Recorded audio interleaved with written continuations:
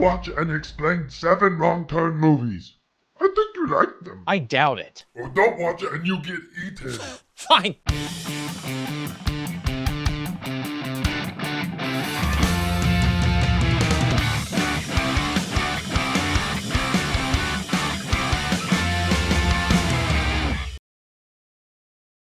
Now get them trousers off, boy. Don't be a sissy. All right, so we've got your standard West Virginia trees and tribal drums and rock climbers. Woo! Woohoo! Oh my God, is this another Silent Hill movie? I have already been to Silent Hill 3 times. Terrible place. You say so. I sure hope that Wrong Turn isn't secretly a Silent Hill movie, although for now, everything's basically going great. Oh yeah. Except, oh no, the girl climber is a little too slow and a little too slippery. Which incidentally are the 2 main qualities Dave looks for in a partner. The boy climber is not helpful. You okay? Though to be fair, it's mostly because he's dead and bleeding. And it gets everywhere. It's basically the perfect excuse. I use it all the time. Like, why didn't I take out the garbage? Sorry, babe. I was dead and bleeding. Why did I roll past that stop sign? Sorry, officer. I was dead and also I was bleeding. It works every time. They never give me a ticket because I'm dead. You're free to go. Thankfully, somebody else who is neither dead nor bleeding offers to help girl climber to the top, but I guess they're a little too rough because all of a sudden she doesn't want to get to the top. Classic mercurial rock climber. Yes, the no, hot then cold, top then not, boyfriend alive and then dead, climb up the wall, fall down the wall. It's like, make up your mind, lady. She survives the first fall, but then she falls again over some suspiciously placed barbed wire. Like a bitch. And is dragged away by, I'm assuming her rock climbing coach? He's gonna make sure she gets to the top, even if he has to hack her into tiny pieces and eat her, and then climb to the top himself, which Dave claims is still legal in rock climbing competitions, which I guess explains Dave's be a cannibal, not a can't-able bumper sticker. Oh, and I guess it also explains why Dave tried to feed Usain Bolt his own flesh before the Olympics so that Dave could claim to be the fastest man alive. It's also why Usain Bolt ultimately retired from athletics. That's a true story. Everything I've said so far is true stories about Dave and me. A lot of stories, a lot of lore. If you eat a person and then climb to the top, then I think you tie. You and the person in your tummy. Yeah, I think legally. I'm just saying. Legally. The rules are very clear.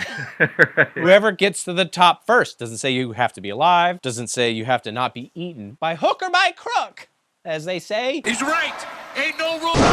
Now we're whatever the opposite of treated is to a bunch of West Virginia inbreeding opening credits. Now I know my name is breeding, and yes, a great deal of my family is originally from West Virginia, but we never breed in. We only breed out. It's a tough rule, but we try pretty hard to follow it with only a couple of cheat days here and there. Our original family name was Outbreeding before those bastards at Ellis Island changed it. Dave's family name, by the way, was Pasta Pizza. They changed it to Brown, which is interesting. Yeah, that guy at Ellis Island was really off his game that day. He's like, well, obviously we can't have any pasta pizzas here in America, so Brown. Oh, let me into your country. It's me, Mr. Pasta Pizza. And they're like, Jesus Christ. Get off the boat, I spill all my pasta. Oh no. Spill all my pizza. They changed your name to Sbarro's. Yeah. That's where it came from. Founded on a little place called Times Square. Anyway, here's some guy named Chris driving through West Virginia and being all white rabbit about this traffic jam. I'm late for a very important date. Yeah, I need to get to Raleigh tonight. A trucker unkindly informs Chris that somebody spilled a bunch of chemicals or inbreds or something on the road. So it's gonna take a while to clean up and or eat and or breed out. Tractor jackknife about 5 miles up. Spilling more than 2,000 pounds of slut onto Interstate 5 near Palmdale. So Chris turns around to try and find another way because after all, he's got an interview at 7 p.m., which is an extremely weird time for an interview. Unless this is a casting couch type situation. Also, why would they make up a city for this movie? Raleigh? What is this, Game of Thrones? Oh, will your interview be held in the Red Keep, you friggin' dorks? Fix your hair a couple hundred more times. Gentleman insists. And this is neither here nor there, but while we never learn what Chris was interviewing for, we do know that he went to medical school, at least for a while. But nothing about him seems like a doctor other than his piercing eyes and Terrible acting ability? I'm sorry. My doctor sucks at delivering Shakespeare monologues. Though, spoiler alert, Chris does end up killing someone, and doctors do that from time to time. So maybe he is a doctor, I don't know. Regardless, jobless Chris ends up at a gas station, which from the look of it is the same gas station where every single horror movie opens. They really ought to close that place down. It must be terrible for the local economy. Dead tourists don't spend a lot of money on local souvenirs, and their human meat barbecue, it's a little chewy for my taste. Cutting wise to me, son? It's run by an old man presenting all the classic signs of West Virginia Arby's disease. No teeth, looks like chugging Pepto-Bismol straight from the bottle. My man has definitely had more than 7 beef and cheddars in his life, because after number 5, things go downhill quick. Well, you've built up your tolerance towards the beef and cheddars like heroin. One little bite a day and I just spend the whole day on the toilet, but I know I'm getting stronger. That's right. Just in case I get into a iocane powder battle of wits with the Sicilians. With you? Yeah, you're undercover and it's like they make you try the product to make sure you're not a cop. It's like, eat this beef and cheddar. Rubbing beef on my gums. Worst of all, this guy has even fewer phones than he does teeth. Pat and Ed's on the phone. What he does have, besides terminal IBS, is a map showing a dirt road detour. So Chris takes that detour, and this kid's, well, it's the titular wrong turn we've heard so much about. You say so. I mean, it's exactly the turn he intended to make, but it's wrong because he didn't know what he was plowing himself into, which is to say, a car parked definitely on the other side of the road. Somehow Chris completely veered into the other lane and didn't notice a parked car in broad daylight. So I guess we know he isn't an eye doctor. And I guess really, in another sense, he actually fails to make any turn at all, wrong or otherwise. Straight ahead, go. Fortunately, that car already had a tire blown out by barbed wire, so no harm, no foul. Cars without 4 tires are useless and can be smashed with no issue. Dave often applies this same logic to wheelchair users. Well, they have wheels. They're like other cars on the road. Fortunately, the smashed car belonged to 5 sexy young people. Can you imagine if he crashed into a car full of ugly old people? Ugh, just chop me up and eat me right then and there, am I right? Looks like you killed my Old ugly white woman. Ew! Anyway, 3 of the sexy young people, and also Chris, head back up the road to look for sexy help while the 2 sexy stoners smoke sexy pot and suck sexy dicks. Can't believe they called us stoners. Drop your pants. Lots of things getting inhaled over here. And the dick sucking is actually done ironically because the stoners believe people always show up when you're in a compromising dick sucking position. Consider an experiment in probability theory. Yes, science. No, Dave, it's just a theory. I don't want you to test it on me right now. I'm like an Einstein of dick sucking. We have to test it. I'm not just going to accept that as fact unless I even test it empirically. Of the Einstein of dick sucking. Or I guess he's Einstein of dick sucking. My new theorem of dick sucking. Dick suckery. After he helped establish the atomic bomb, he sort of veered into some more questionable science. Or less questionable, you know? That's true. I wish we Depends on what end of it. saved the world by sucking dicks rather than blowing people It's up. like, okay, I know you're really excited about my bomb idea, but what if we just sucked all the Japanese dicks? Now that idea is the bomb. Now get them trousers off, boy. Don't be a sissy. Oh, very good. This is relatively embarrassing. As it turns out, though, yes, somebody does show up, I guess, because suddenly the boy stoner is missing. Except, okay, his ear's still here. He probably wouldn't leave without his ear. He is attached to that thing. And honestly, that's really all you need from a boyfriend, right? Like, he can listen. He's not gonna try to fix your problems. He's never gonna argue with you. I'm just saying, if all you had from your boyfriend was his ear, what have you lost? You know, I think this guy must be some kind of doctor. Ah, shit. Then the girl stoner is killed in the mouth. Damn, she loved using that for smoking and for sucking. This is what happens when you do science. Your dick gets sucked, your ears fall off, and you get killed in the mouth. Yeah, I read the Bill Nye disclaimers at the end of each episode. Bill Nye was like, we had a lot of fun today. Just, if you're gonna try this at home, there's a few things you need to know. Basically, it's 3 things. Don't be a sissy. This baking soda volcano is a slippery slope. Bill Nye pops up, wipes his mouth. Okay. Welcome back. But the 4 with their dicks unsucked and their ears and mouths still attached don't realize that any of this has happened. And they wouldn't even care if they did because Scott and Carly are engaged. Oh my God, they're so happy. They're happy. It's a hard thing to find. Happiness is as hard to find as boyfriend ears in the woods, which is to say pretty hard, but you can do it. It's tough, but like, well, they found it earlier, so. Jess is noticeably not engaged, nor sucking anybody's dick, so I'm guessing that she's single. Can I get a... You very much can. I always woot for single people to cheer them up after they see how happy I am in my marriage. They need all the cheering up they can get. Eventually, they run into a dead end because, wait, did they take a second wrong turn? Is this the second movie already? I didn't notice that the movie switched. Do two wrongs make a sequel? Was the first movie like crazy short? Man, I don't know. But then everybody right turns into an empty but very yucky cabin. And I'm jumping ahead a little bit here, but the killers here are cannibals. And like, why are movie cannibals always so messy? You know, I'm just thinking West Virginia. It's this, Texas Chainsaw Massacre, The Hills Have Eyes, probably a few more. Like, why is Hannibal Lecter the only cannibal who likes things clean? We need more clean cannibal representation out here, okay? Well, I need to remind you of a little movie called Deliverance. Oh, those aren't... Hello, my name is Three Butt, and I am a proud cannibal American.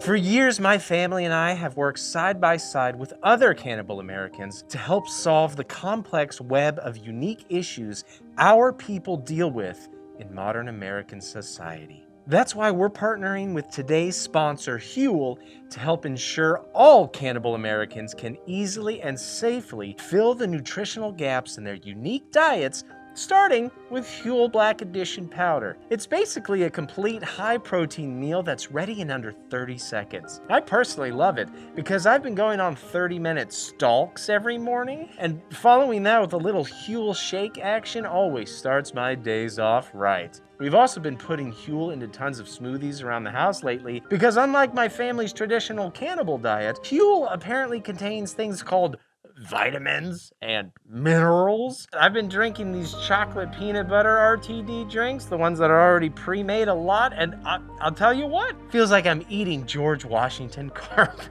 You know, because of the peanuts.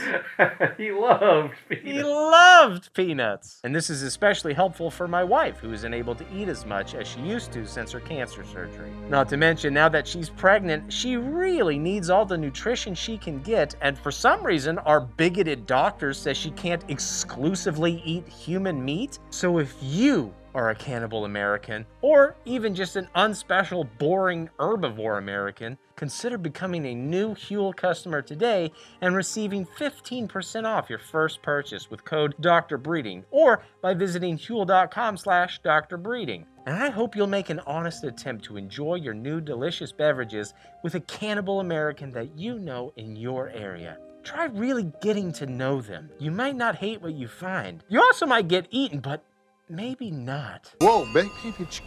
Chris just busts in there because he went to medical school and he knows how to perform a locked doorectomy. I think this guy must be some kind of doctor. And it's immediately clear that the owner of this place kills people. There's all these abandoned vehicles outside, tables full of car keys and sunglasses, and all right, fridges full of human boyfriend ears, and maybe dead stoner girl mouths, and you know, other parts of meat, and jars of teeth, and it's like, I don't like this fridge. This is a bad fridge. I don't want to eat anything in this fridge. Is there even dates labeled on these ears? Yeah, are these expired ears? Ew. How long have these ears been in here? Ah! Are they even pickled? Have you been following proper safety procedures? Well, this is the thing I said in Texas Chainsaw Massacre, right? It's like, you can't really do cannibalism for very long. I mean, Texas Chainsaw, at least they cook it into chili and shit. But here, they're always just like on raw human meat. And I'm like, you're just gonna die so fast. You're already inbred. Yeah. Like, you're already susceptible to every disease. Oh, God. After way too long, they all agree, hey, maybe we should leave this cabin full of human meat and way too many sunglasses. But right then, a tow truck dragging both of their vehicles, because I guess even the tow trucks in West Virginia are inbred for extra strength, it pulls up. So they hide under beds and in human meat closets, which is, again, not the proper way to store meat. You don't put meat in a closet. What the hell's wrong with you? What are you, inbred? The housewarming door. It's like, this is my meat closet. I am shocked that all these movie cannibals don't have diarrhea literally all the time. But yeah, they come in and they hack up the stoner girl, so I guess they're definitely cannibals, or they hate stoners, or at the very least, they're not nice. But all that hacking and towing tuckers them out. So while they take their daily cannibal siesta, as allocated by their local cannibal tow truckers union, the 4 best sexy friends sneak out. The 3 cannibals wake and catch up with them at yet another vehicle graveyard, but they make one crucial mistake. You left their truck running. So we gotta take it. So Chris runs around screaming as a distraction. It's a classic military move. The Greeks knew it. The Carthaginians knew it. Now you know it. And he's immediately shot in the leg. It's a classic military move. This forces Scott to be a distraction in the other direction. So the girls can grab pre-med, pre-dead Chris and the truck. And you know, I get that these guys are inbreds and probably weren't first in their class at MIT. But they can operate guns and create DIY bows and arrows, and they can drive cars, and they cook a mean chili, and just in general in movies, it seems insane that yelling, "Hey, look at me, you piece of shit. Hey, look at me, I'm over here, look at me." It always works. No villain in a movie is ever like, huh, this seems deeply suspicious. Why the hell would they want me to look at them and chase them? Like, how stupid were the plans of the previous people they've killed that they're surprised by this one? Realistically, characters should pop out and be like, oh, shit, they saw me. Oh, God, oh, shit, oh, tits, I need to run now. They see me. Oh, no, this is very unfortunate. Oh, my God, I did not want this to happen. What a debacle this is. That way they could give the appearance of not being an extremely obvious distraction, right? Look, this is an educational channel at heart, and I want to make sure that you're prepared in case you need to distract cannibals away from the sexy girls that you crashed into in the woods. Subscribe to my Patreon for more survival and self-defense tips. It almost seems like they're almost always like appealing to their honor, where they're like, you couldn't catch me even if you tried, and they're like, well, yes, I can. I'm very quick. Like Sun Tzu said, make your traps as obvious as possible. Right. Always bring a long line of sausages, and then you can create a path that leads into a punji pit. It's a little bit different with zombies because I don't think they, you just got to yell at zombies. Because there's the other common trope is throwing a bottle. Which makes more sense. Makes way more sense. Way more sense. Anyway, just like Chris, Scott is shot. Only he's shot thrice and with arrows, and also he fully dies. Which means, uh-oh, Carly is single! And I guess also her happiness is gone. Oh, that's unfortunate. It's so hard to find. And she lost it already? Oh. This is seemingly not lost on Chris, though, and he comforts the hell out of her. He's just full-on petting the comfort right into her. He aced his bedside manner course in med school, and also, I guess, he knows about dick sucking? I don't know where I was gonna go with that. Oh God, what's happening? Unfortunately, somewhere along the way, they made a 3rd wrong turn. Are we on the 3rd movie now? Oh, these movies are so short and they just blend into each other. We're gonna be done in like 5 minutes. This is great. Well, this movie begins with the stolen tow truck getting stuck, so they have to hoof it on foot. And at one point, Chris is almost reverse bear trapped. But it's fine, and even better, they find a watchtower. They climb to the top to see if they can see anything, but they can't see anything. We're all gonna die. Not with that attitude. I mean, you definitely will. Nobody with a shirt that small has ever survived a movie like this. That's why Dave could never be in a horror movie. Join my Patreon so I can buy Dave a bigger shirt, or buy a smaller Dave to fit the shirt that we already have. There's only two. There's 2 ways to fix it. It doesn't really matter to me. I assume they're about the same price, too. They find a radio and they try to radio for help. We have an emergency. Can anybody hear me? But of course, the cannibals are already here because they know all the right turns. They're coming. He said so sadly. What an understated actor for the movie about sexy young people running away from unsexy cannibals in the woods. We're on fire. Oh, you sure are. Oh, you meant literally. But they got a solution for that. Amazingly, all 3 managed to leap from the watchtower to nearby tree branches with basically no issues other than cliche screenwriting. Oh no! Do you think they saw us? I don't know. Now the bad cannibals are climbing up the tree and sporadically firing arrows, despite the movie having established that they own firearms and are very good shots. And also, yeah, Carly's head gets chopped off at the mouth. Oh man, That's a bummer. She loved having to mouth almost as much as Stoner Girl did. Man, they are really into killing people in the mouth. I'm gonna grape you in the mouth! I guess everybody needs a thing these days. In Dave's and My Horror film that we're gonna make someday, the killer will only kill his victims by bludgeoning them to death with a frozen pizza. It's based on true events. Airplane? We're saved! We can get out of here! We have to do the Batman skyhook away from the cannibals. Chris comes up with a pretty brilliant, though a little complicated plan. We're gonna knock this f***er out of the tree. Oh, Sun Tzu would have done the exact same thing. Wait, that's come up twice already. I know! Well, it's because you and I both read Sun Tzu's Art of War every single morning. Jess assists by again being like, ooh, hey, look at me, ooh, I just decided to start yelling for no reason. We definitely are trying to catch you in some sort of trap. I just want you to find me because, I mean, my body meat's getting extra juicy, yummy, yummy. I'm right here! Come and get me! Just hope this isn't a trap. And yet again, it works. These inbreeds are dumb. Why don't you idiots read a thing with the pages and the words? You should read one of those, whatever they're called. Chris and Jess agree not to live out the rest of their days 20 feet above the ground, leaping from tree to tree in search of their next leaf-based meal like Tarzan and Jane, so they instead hide behind a waterfall like some Tomb Raider.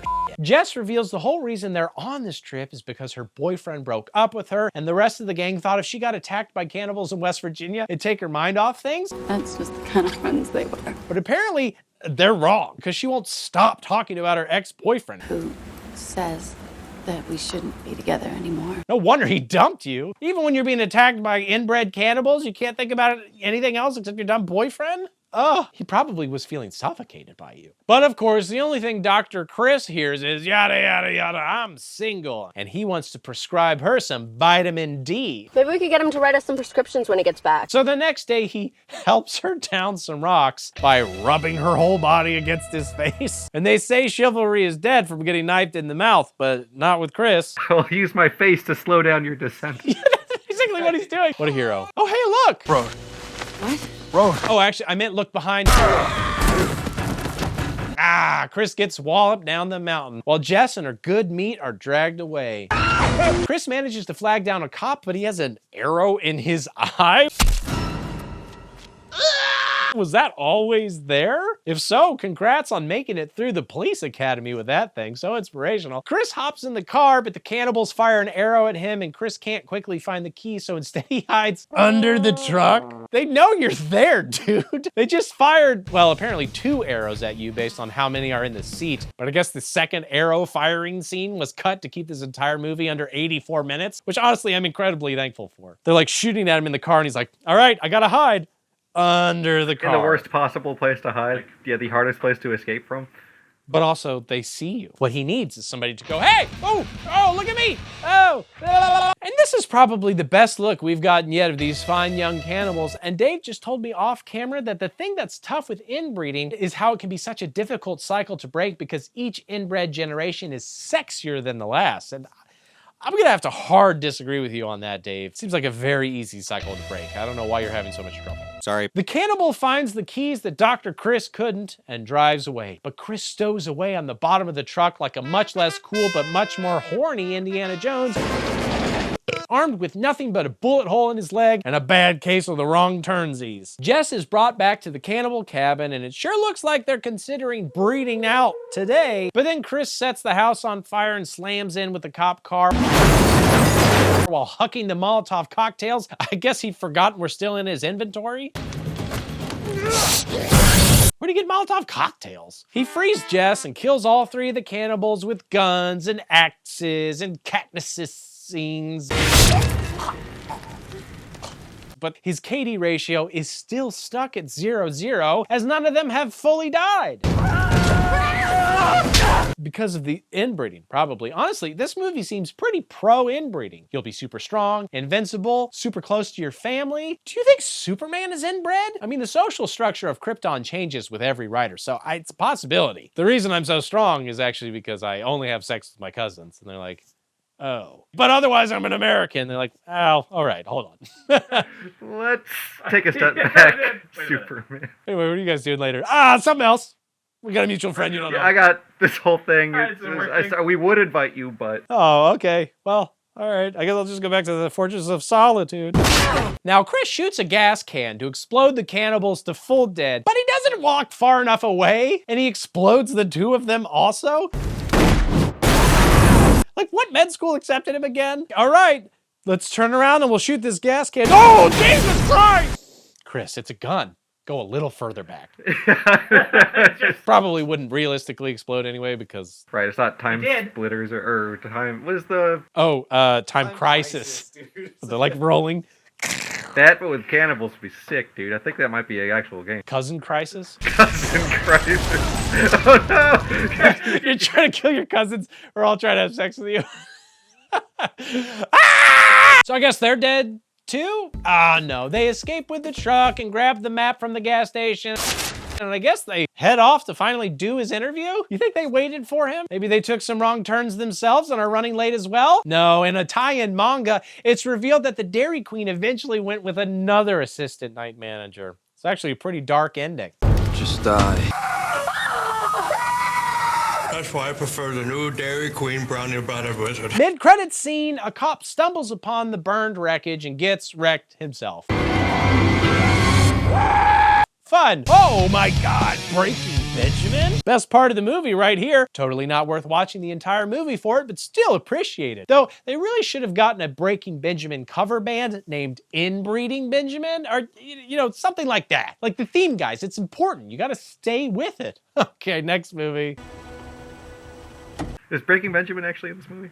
The music is. Yeah, that's fun. When were these made? Why would I make that up?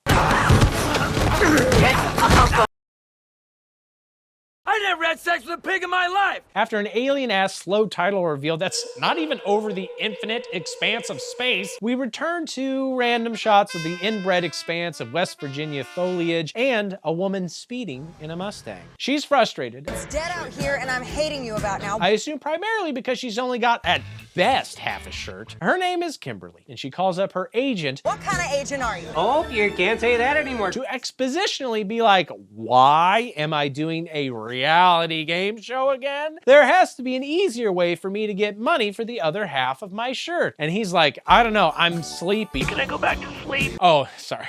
Apparently he's not related to the Seven Dwarf. That's Hollywood's most in-demand agent. Sleepy. I cannot get him on the phone.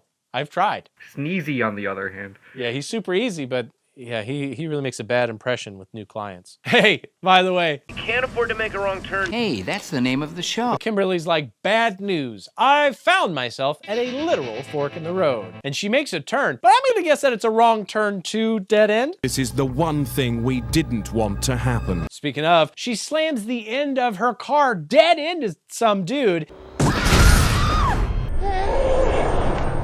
But when she goes to check to see if his end is dead and or if he has any valuable half a shirt buying coins or something in his mouth, he starts to eat her coinless mouth. That's why I never stick my fingers in the mouths of people I run over. Actually, I don't need a reason to not do that. Don't do that, Kimberly, you frickin' weirdo. Let me see what's in here. Nothing good. There can't be anything good. Whoa, it's 1,000,000 Dave & Buster's tickets. Okay, so maybe it's not that bad. Maybe if we're both thinking Dave & Buster's, I'm going to go cram my hands into I'm not saying that you and I have independently run over people that happen to have Dave & Buster's tickets in their mouths, but we both, based on our life experiences, think that isn't the craziest thing that's ever happened. It could happen. Could happen. Get away from that mouth. Let me just look. Have you seen the prizes?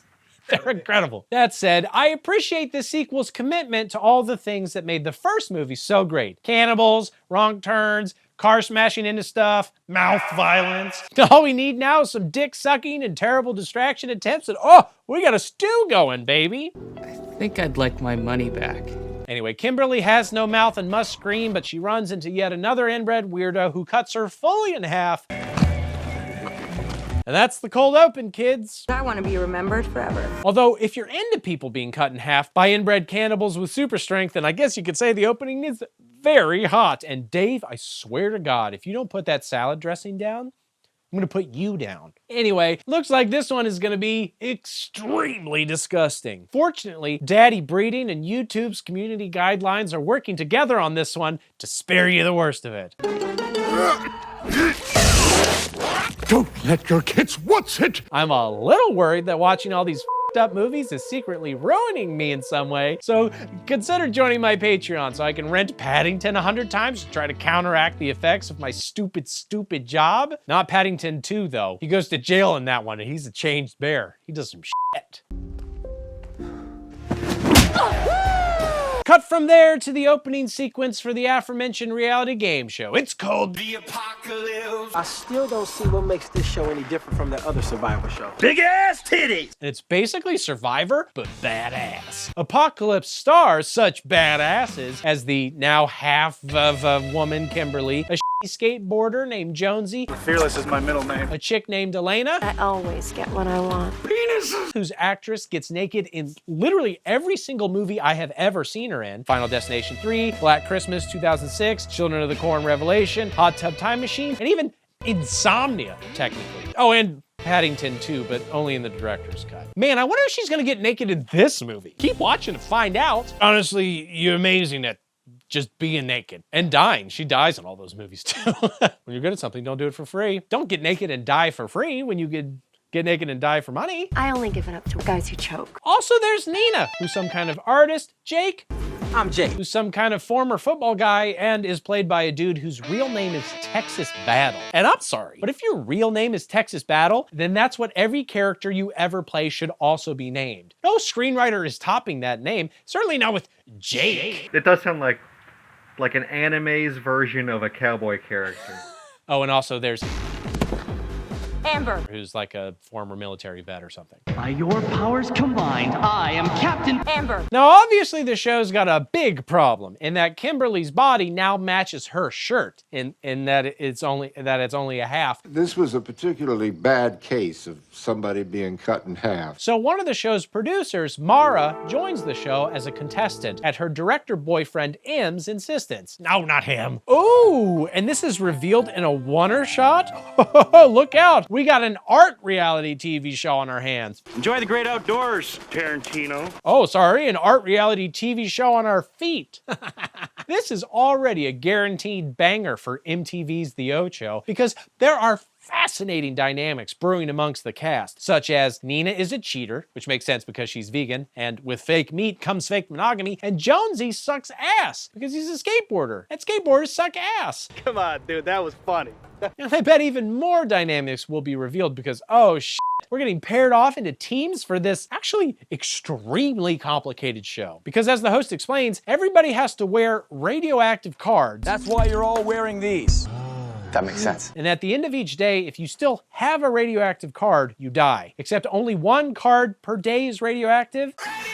And I honestly am not sure if the players know which card is already radioactive. And additionally, you can give your cards to other people, I think, but also you can complete random motion-activated apocalypse theme challenges in the woods that will allow you to pass your card to somebody else, thereby ensuring that you definitely survive the day, I guess. The radiation elimination. I don't know what any of this is, and I'm scared.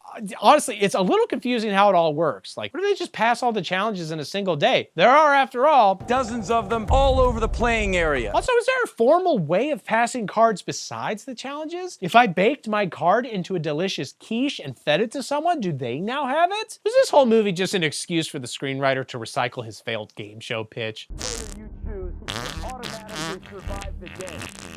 Look, if I'm gonna be invested in this movie, I need to know how the main plot works. Slumdog Millionaire would be so confusing if I didn't understand that at the end of the game, if Dev Patel correctly answered all the questions, he would be forced to fight the host in Indian Celebrity Deathmatch. We're honestly in a bad place regardless, because reality shows should be way simpler. Survive on an island, cheat on your spouse on camera, bang a MILF. I don't know what kind of dog shit reality show this is, but they're already losing me. I didn't see any MILFs. What is this, an island Without MILFs? Doesn't make any sense. So these idiots with cameras affixed to their heads head off into the woods that are filled with secret cameras to scrounge around for food, I guess? I'm surprised nobody bothered to dress even remotely more like they might have to live in the post-apocalyptic woods for a week. I never had sex with a pig in my life! That wasn't what I was talking about, but also that's something you only say if you've definitely had sex with a pig, or are being pedantic because you only make love to pigs. Yeah, and we both hate assholes. Oh, I guess I never thought about which hole you'd use. It's called common courtesy. I'm not an animal. We live in a society. I don't think about which holes you might hypothetically like or not like on a pig. I wouldn't, for example, create an entire Tumblr page about it, Dave. Speaking of rude things, one of the other producers pisses basically straight up into the air. Is that piss? And I think we see his actual dick tip. Outstanding! Dave, watch this scene 100 times to make sure. Oh, you already did? The erection is pointing uptown. Then the producer's murdered and scalped by an inbred cannibal? Tonight on 6 Ed World. Well, forget what I said. This show's gonna be a hit. America's sick. Nice job waiting for him to pee, though, because it would suck to get a mouthful of that when you're eating his bladder. I guess I never really thought about it, but I guess if you're eating a bladder and it's full of pee, is that like a gusher? Jesus Christ. While the teams wander around, the host guy resets some of the challenges himself now that one of the producers became a contestant, and I guess the other producer is scalped and probably has pee all over his shirt, which I guess means nobody's gonna eat his shirt, so that's good. But the host soon realizes, oh God, somebody shot arrows at my ATV tires. And also they're shooting more arrows and hucking hatchets instead of using guns for some reason. Someone's gonna get hurt! Fortunately, the host is a bit of a badass himself, so he hucks a knife at a cannibal guy. But then, whoops, he's knocked out. Never mind. The host eventually wakes up upside down with a cannibal poking him and generally just playing with his food in a really inappropriate way. There are starving cannibal kids in West Africa that would love to eat him, you know? Put on a damn suit and use a knife and fork. Being inbred is no excuse. Not promote stereotypes, are you, son? Elsewhere, they get a little steamy for Team 1, which is to say, M clearly wants Elena and Jake to hook up, even going so far as to have her strip fully nude on camera. We are rolling. But Jake was of the opinion that this was a family apocalypse themed show with death cards. You said you wanted a family reality show. I figure I used the talents that God gave me, right? And he would never, I don't know, bang this random woman he just met on camera for no reason. Look at Mr. I prefer to form meaningful connections with a person before engaging in intercourse because I value the experience. So lame. Get out of here, Mr. Prudy McLimp Dick. Now for the show itself, I can see how nudity and or a romance storyline could make things more interesting, but it feels like you need to develop it a little more than this. It's not a real apocalypse where they have to repopulate to save humankind. Isn't this like a 5-day competition? You're not making a porn, M. Great, I want a ditty, I got a Boy Scout. Well, firstly, no, you don't want a ditty. And secondly, did none of this come up during casting? Elena clearly understands the role as evidenced by her exposed nips. I am standing here giving it my all, and this jock is just standing there. Why don't Jake's nips know the plan? Why would it be better to trick Jake into having sex with this woman on camera in the woods? What the hell is in this show contract's fine print? This is borderline sexual harassment, dog. Maybe you want to be Diddy. Jake storms off to do something more family friendly, like flog his back with a leather belt while yelling unclean at his penis. But Elena's not gonna let her nudity be a dead end. So she friggin' blows M in the hopes that'll give her more screen time. Works for me. Both of these guys, they really get the movie business. And while the director's bustin' nut, Team 2 is bustin' personal walls and learns a little bit about each other. You're a lesbian? Yeah, and Jonesy's an idiot. It's so long and hard. Jesus Christ. I'm just goofing. New boot goofing. Well, then goof better. No more sex talk. Then they stumble upon some random cooking meat and decide to steal it and eat it like a video game power-up. Wait, this is too easy. Because during the apocalypse, anything goes, I guess. You can't just steal his food. Why the hell not? Are they even that hungry? It's been like an hour. I was gonna say, Steal random people's meat? Elsewhere, Team 3 struggles to build camaraderie. I can be a bit of a bitch. Even worse. You've been infected by anthrax. This is the one thing we didn't want to happen. Holy shit, holy God, she has 2 minutes to get the anthrax antidote. That! 1 minute remaining. It's down by the river over there, just like in the apocalypse. Ooh. Mara succeeds, so she gets crazy wet. Do you want to get What? I don't think she did, no, but she's immune to radiation, and I guess also anthrax now for the rest of the day, hooray! Although, didn't Mara produce this show? Surely she knows where every challenge is and how to beat it? Why not just use the anthrax bit to write herself off the show that she, I'm pretty sure legally isn't allowed to win? She's literally a plant, and not all that charismatic, nor fully nude. Like, what does she bring to the show other than she has both halves of her body attached to the other half of her body? Whoops! Invulnerable Mara then sees her boyfriend's dick taking a wrong turn into Elena's mouth and is all like, wow, I guess he's not the one. Women just have impossible standards. Shower every day, be nice, don't get blowjobs from strangers and film it. This is what's causing the male loneliness epidemic. And Nina's like, I feel you. My ex-fiance cheated on me and left me in financial ruin. He used my credit cards. And financial ruin. Because we're not gonna get married anymore, so I'm not a fiance. Fiancial ruin. Success! And anyway, that's why I need to win this game. So I can hire a world-class hitman to shoot him in the dick. And Mara's like, well, my boyfriend is actively getting blowies, and I hate you. I'm not like you. I don't want to be. So I guess the camaraderie still isn't there, unfortunately. And again, because it's The apocalypse. and any random you stumble upon is fair game, the two chemistry-lacking friends wander inside a cabin hoping to use a phone that they can call some other guys to come pick Mara up. You're kidding. No, you're crazy. I get that she doesn't want to see old dick-sucked M right now, but it's not like she can be picked up at this cabin, right? Does she even know what turns to tell them to take? I don't know, but of course this house is owned by a nasty family. The whole family's deformed. Who's taking pictures of these guys? They don't look like Polaroids, so they get developed at Walgreens? You think the guy at Walgreens was like, here's your pictures, but I'm just gonna say, I think you should burn them. Ew. I don't know, but they show up then and they shit out a disgusting baby in the most disgusting possible way. And when they're noticed, they're forced to escape out the cabin's poop hole. Mara doesn't get too far from the poop hole before getting hatcheted in the head. Which is impressive on its own, but doubly so considering the guy was behind her. The angles here, like his family tree, they make no sense to me. Unless he managed to like whip it around in an arc like Angelina Jolie in Wanted, which, okay, that would be super rad. That would be very cool. Good for him. Nina thankfully manages to escape for now. But like, to what? She's still just headed back to financial ruin and singleness. Wait, maybe she can use this opportunity to fake her death. If you get killed, what happens to all your debt? Come on. M has apparently finished getting blown by his muse, a thing that Shakespeare often wrote about, verily. So he heads back to the RV HQ to review the footage of him getting blown, maybe? And Elena decides to get a tan because I guess she also doesn't understand the rules. Like, isn't she actively radioactive? Actually, is everybody except Mara radioactive? Like, could almost everybody die in the first round? Or was it just one person? I literally don't know. This is a really confusing game. Although the one guy who really gets it seems to be this cannibal fella jerking it to Elena from the woods, except, oh no, his horrible cannibal wife shows up, slaps him, murders Elena.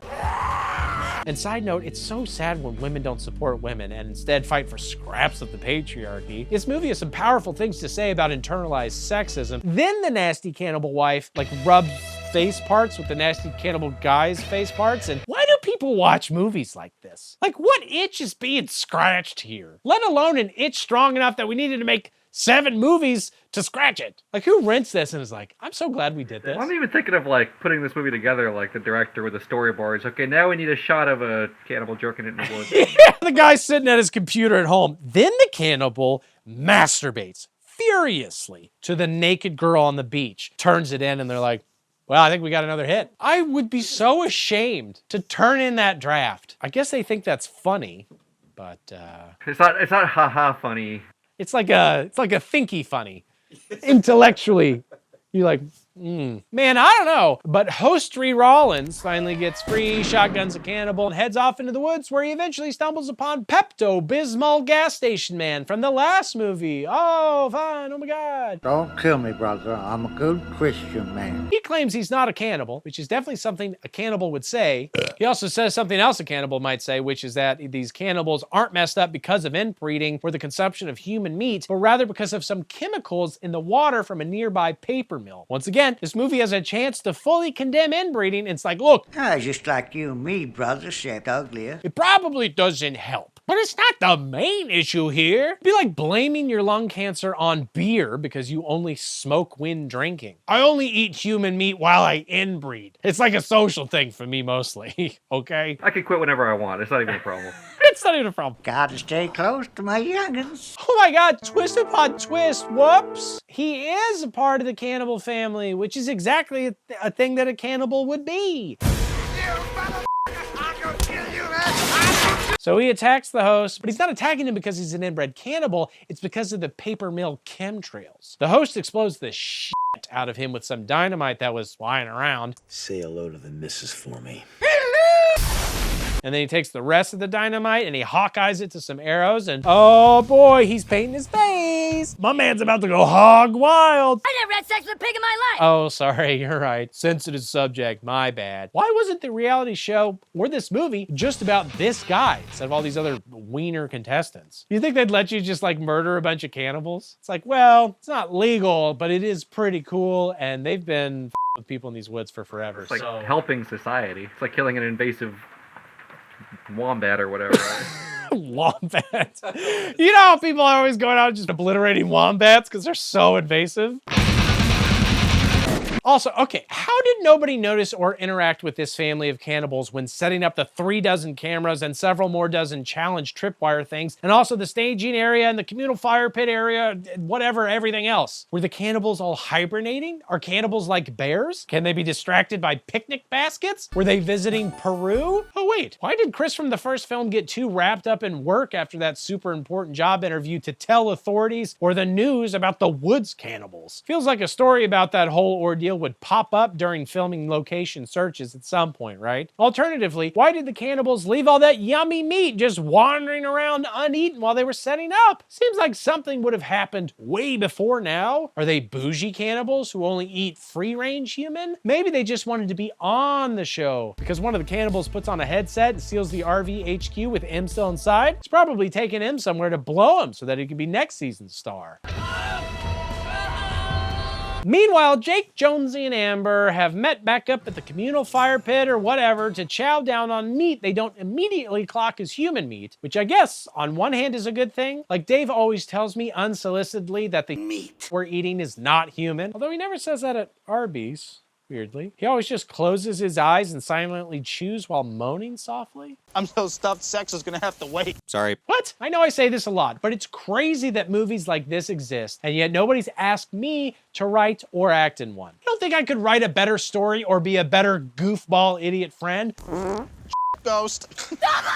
Think again, Canadian indie horror film industry. I can even pronounce words in your weird way if that's what the holdup is, a boot. Oh, what you got there, human meat, eh? Oh, put that right in my pork hole. That's pretty much a pitch perfect Canadian. You're definitely getting your Canadian citizenship. Anyway, while Jonesy's human meat sharts waft around, you nasty, Jake reveals he wants to get into sports medicine. And Amber reveals she owes her dad a lot of money for what? Is lesbianism expensive? No, I don't think so, because then they wouldn't be giving it away for free at every college. You were in the Army until recently, and Subarus last forever. Like, where's your money been going? He doesn't approve of my lifestyle. That's expensive. Also, Jonesy wants to throw The most outrageous beach party in history. because right? Put it in my pork hole. There's cannibals in these woods. Don't want to mess with those f***ers. Nina shows up then and is like, hey, so there are some bad inbred cannibals out here. But Jonesy doesn't believe her until he realizes the meat they're eating has the same tattoo as Kimberly from the intro. And I get that they're trying to connect everything, but I feel like finding any tattoo on your barbecue would have been cause for alarm. God, I hope this pig we're eating wasn't actually a white supremacist and that he just lost his fantasy football league or something. This was a really cool pig. Yeah, this pig seems awesome. Now you're all cannibals, so... I had one little kebab. This is a very dumb movie. This is so effed in the A. Language. So again, why aren't I in it? I assure you I have no dignity. Oh no, not at all. Canadian gooses. They book it through the woods until Nina accidentally steps on a nail.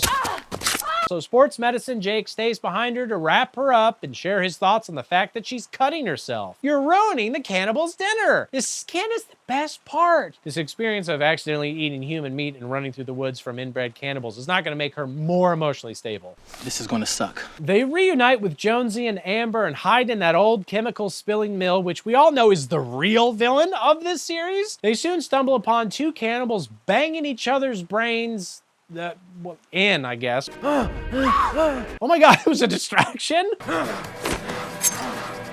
What a ruse! I'm not sure what's more insane, that it was the plan or that the characters inexplicably fell for it, whatever that means. Even by reality show standards, these people are dumb. Dave's always trying to use this plan with me, but I'm like, how does that even work? And who are we trying to trap? Also, no, regardless. Like broad strokes, I see what they're going for. I don't. It could have just been like around the corner. If they're gonna charge him anyway. Anyway, weird ass sped up spear throw. Nina falls in a hole, but is pulled out by Jake, who has a bad shoulder and also maybe a bad brain. Like, how much CTE did Jake get from football? Why would you pull her out with your bad shoulder, you idiot? You have two shoulders. Ah, this really hurts. It's like, well, then switch them.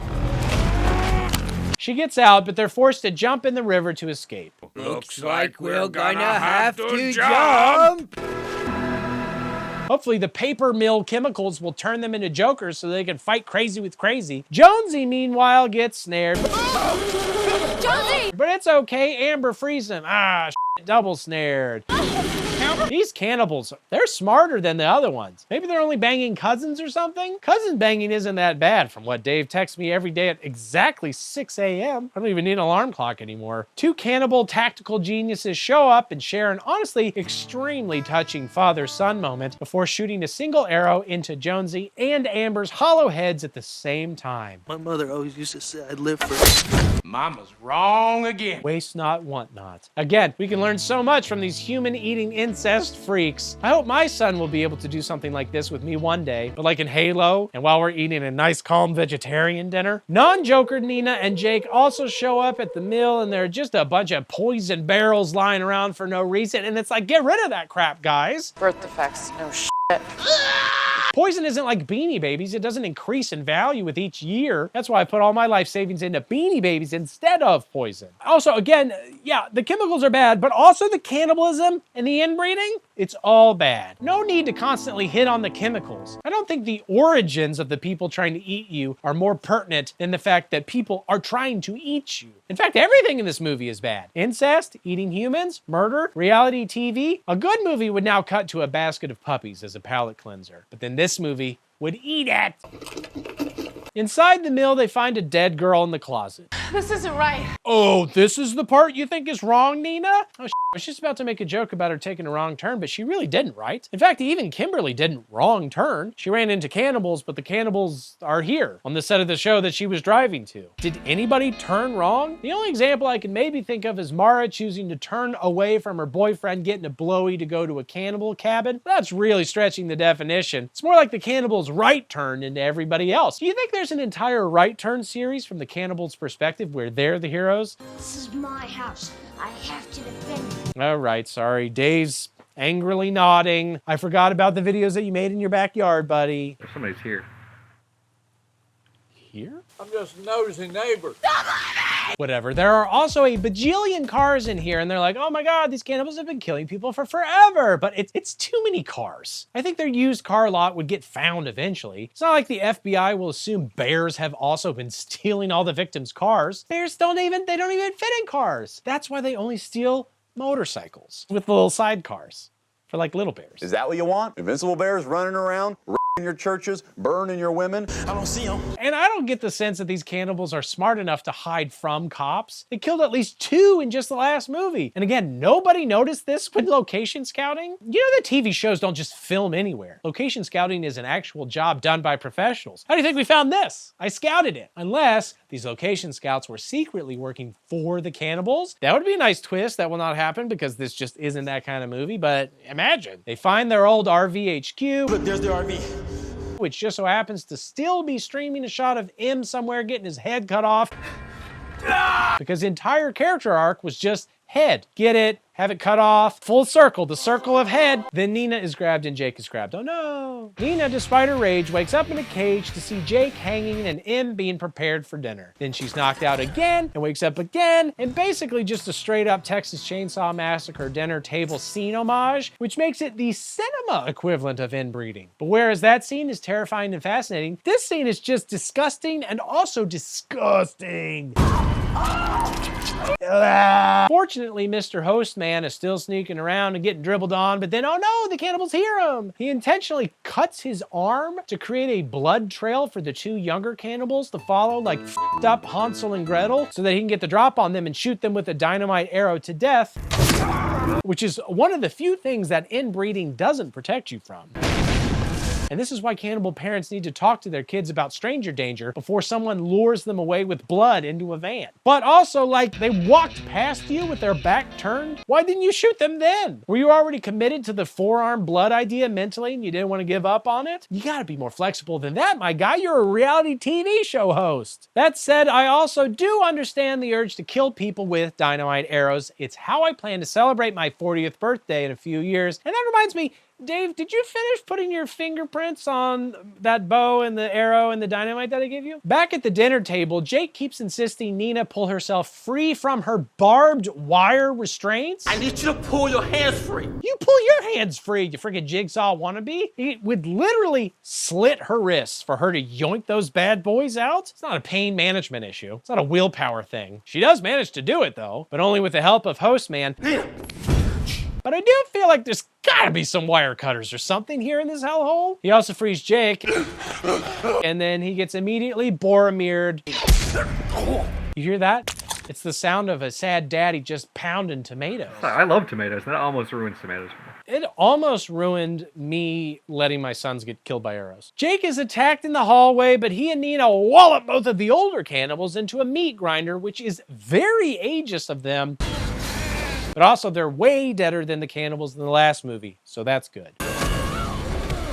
Seems an awful waste. They drive away in Kimberly's car, though they should have really taken a minute to see if the cannibals ate somebody that drove like a Lambo or a Range Rover. I'm just saying, they've eaten a lot of people. They've been doing it for a long time. There's probably a lot of cool classic cars here. Anyway, as they drive, we're reminded that, oh no, there's more cannibals out there, and they're making even more cannibal babies. Although, that baby is definitely going to die within the hour. It's being fed active poison and human fingers. Even Dave knows that's bad for babies. You gotta feed them monkey fingers. Oh no. Oh my God, is that human meat? Oh, yum. Maybe I'll eat some later. Eat now. Damn it. Yum, yum. You fight one bean, you fight the whole burrito. Oh man, I friggin' love Left 4 Dead. I made most of my Xbox Live friends in that game and made most of my college friends playing couch co-op in the second one. And I look forward to blocking Dave's friend requests if they ever make a third one. I can only hope that this movie is a similarly magical experience. Well, hey, whitewater rafting is fun. I've actually been whitewater rafting in West Virginia multiple times, and only most of us were eaten by cannibals. But I wasn't, because I was so damned quick. Slow is for pussy. So I had a great time and a much quieter ride home. Nobody was talking a bunch of bullshit because they'd been eaten by cannibals. I just got to stop at whatever fast food places I wanted. This place is perfect. But in the movie, it's getting late, I guess. So these 4 college friends who I assume met each other playing Left 4 Dead 2 head ashore to do something. I'm gonna blow a stick. Great. Yeah. The other chick negotiates with her bikini to release its 2 hostages and immediately pops her jugglies out because they've been suffocating. The girls need to breathe. Now the stick blower, Alex, is like, wow, that's slutty. But her boyfriend agrees, actually. Do you think I'm a slut? Yes. But it's okay, he's into it until he's shot in the hand through her juggly. But still, it's worth it. If you gotta die or be horribly maimed, you may as well get it over with while holding a juggly. I think Sun Tzu said that in The Art of Jugglies. Sun Tzu's Art of Jugglies and Bazonga Tactics. Do you think All warfare is deception? Yes. A cannibal eats her eyeball, which really surprised Dave because that is not the body part that he would have started with, he said off camera. He's more of an elbow man, which raises more questions than I'm willing to ask, but yeah. Then he, the cannibal, not Dave, for once, spears the other guy of the group in the mouth, of course. Stop trying to make Mouth murder happen. It's not going to happen. Then Edward Juggly Hands is cut into 3 ridiculously awful CG pieces by some friggin' trap. So I guess the only one left is Alex. Good luck, Alex. May you only be eaten by generous lovers and not gluttonous cannibals. Amen. The good news is these cannibals are pretty terrible at setting traps. Oh, and I don't know if this is a plus or a minus, but they don't even look remotely human at this point. Did they open up a second paper mill? They look like trolls or goblins or Daves. Like we're slowly transitioning the series from horrible hillbilly slasher to high fantasy, I guess, and I'm into it. What about their legs? Elsewhere, a bus pulls into a prison that's just overflowing with bad dudes doing bad stuff and giving their thoughts on what happens if you eat 4-day-old Chipotle. You fight one bean, you fight the whole burrito. As long as you're not eating people, you know, that's between you and the toilet. I don't care. Some skinhead American Nazi guy played by a British actor with a bad fake accent, which makes sense because some British people are racist. But seeing as we're business partners, I think I'll let it slide. You have an accent. He makes a deal with this Mexican man named Chavez, played by a Turkish man from Britain with a bad fake accent, which also makes sense because Turkish people have the same zest for life as Mexicans. How do you say live moss in Turkish, am I right? Touch me again, I'll break your fingers. The deal is, the Nazi is gonna help Chavez out of prison for a bunch of money, though personally, I would have asked for 2 bunches, with a bonus bunch if I delivered on time and below budget. And there are 2 important things to note here. One, this movie is inexplicably about money, and several characters give their thoughts on money and the pursuit of it, and whether that's good or bad. What do they say about money? Money isn't everything, my friend. Money is money. It makes the world go round. No sex, no money. And considering they keep making these movies, I'm gonna lean towards bad. Making money is bad if these movies keep making money. That said, this movie apparently counts as 1 semester of Economics 101 at most community colleges, and 2, Chavez, oh boy, he makes about 30 deals throughout this movie. He's just constantly wheeling and dealing. He's an artist, and his medium, the deal. He is an idiot. Elsewhere in the prison, a cop guy named Nate, played by a nationally Japanese but ethnically white British actor. Oh, nice. You know what? I'm just gonna save us all some time. Every single actor in this movie is British, and they're all bad at accents. I'm sorry. Was Britain having a sale? I guess they couldn't set the movie in England because while they have plenty of inbreeding, they don't have cannibalism there, I guess. That's a West Virginia invention. They do have jellied eel, though, which some say is an even bigger food crime. Keep eating your jellied eel and beans. Yeah, and acting in our Wrong Turn sequels. You laughing at, bitch? The point is, Nate is like, man, I can't wait to get out of here and become a lawyer so I can make a bunch of money and retire and then f***ing die, I guess. Man, you be too old to enjoy it. Inspiring. And if you want to make money, just become a fake lawyer on YouTube. That's where all the money bunches are, you idiot. Stay away from fake doctoring, though, because that's my turf. So you know this isn't AI. AI could never. Yeah, AI would never do that weird shit. But until then, he's gonna transfer Chavez to another prison a week earlier than expected because they've gotten wind of his escape attempt thanks to this man on the inside here, Willie. Willie Juarez is actually U.S. Marshal William Juarez. Oh, you changed your name. But we gotta keep everything tight and hush-hush and protocol and regimented and procedural. Yes, sir. These guys take their jobs way too seriously for people who failed to get into the police academy. Elsewhere, a lady cop learns about the missing college kids from the intro. And her overweight, near-death, future cannibal buffet Sheriff Boss decides to investigate it himself. And oh, by the way, did you say they got lost inside of Wendy's? Because that's where I'm headed, don't wait up. I could do that, Sheriff. You don't have to. No, it's fine. They may be hiding in the chili. I'm gonna need to confiscate the entire pot. And also, I'm gonna need a spoon and a barf bucket for my investigation. I could use the fresh Chili. Transfer time! Oh, no, you don't. Despite Willie ostensibly knowing the Nazi has some sort of breakout Chavez plan, they're inexplicably loading him onto the last-minute bus with Chavez, as well as with a convict soldier guy who says he didn't do it. I pushed the guy, he fell, and he hit his head. So he killed him. I think that's all you need, really. Define kill. You know? Just because I did something to him and then he died? because of it directly? Is it really murder if you only half meant it and then you regretted it after they arrested you? The judge is clearly in the pocket of big gravity, and a carjacker guy who says he totally did do it. Stealing cars, that's an honorable trade. Although actually, I'm not sure they're going anywhere, considering every time they cut to the windshield, it's the exact same horrible green screen shot. So I think they might just be tricking the inmates into thinking they're being transferred using Disney's, where they film all the Star Wars shows now. Oh, yeah, the volume. The volume. The volume. That's what they're spending $2 trillion to make them think that they're going in a circle. They're like, wow, I can't believe we're driving through Hoth. This is crazy. This is crazy. This must be how prisons keep getting their funding, by forging gasoline reimbursement requests to pay for the volume. Got some pretty big expectations. But no, I guess not. They just tricked me into thinking we were possibly getting some clever writing, and they stopped for a literal pee break, despite being told numerous times to go before they left, damn it. Man, I gotta go. Hey, me too, man. And they do this at the Lady Cop and Fat Sheriff Station because I guess they live there? Like, what freaking time is it? How long are their shifts? Also, I guess this means the sheriff didn't find the campers, just heart disease. As again, we all know that his real mission was a triple baconator. But oh hey, the sheriff knows Nate because he's a former local, I guess.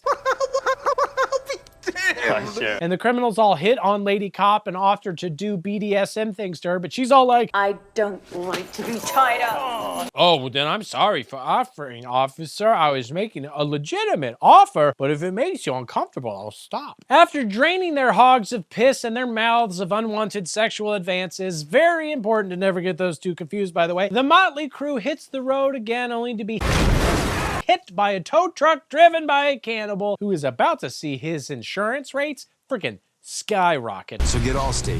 You can save money and be better protected from me.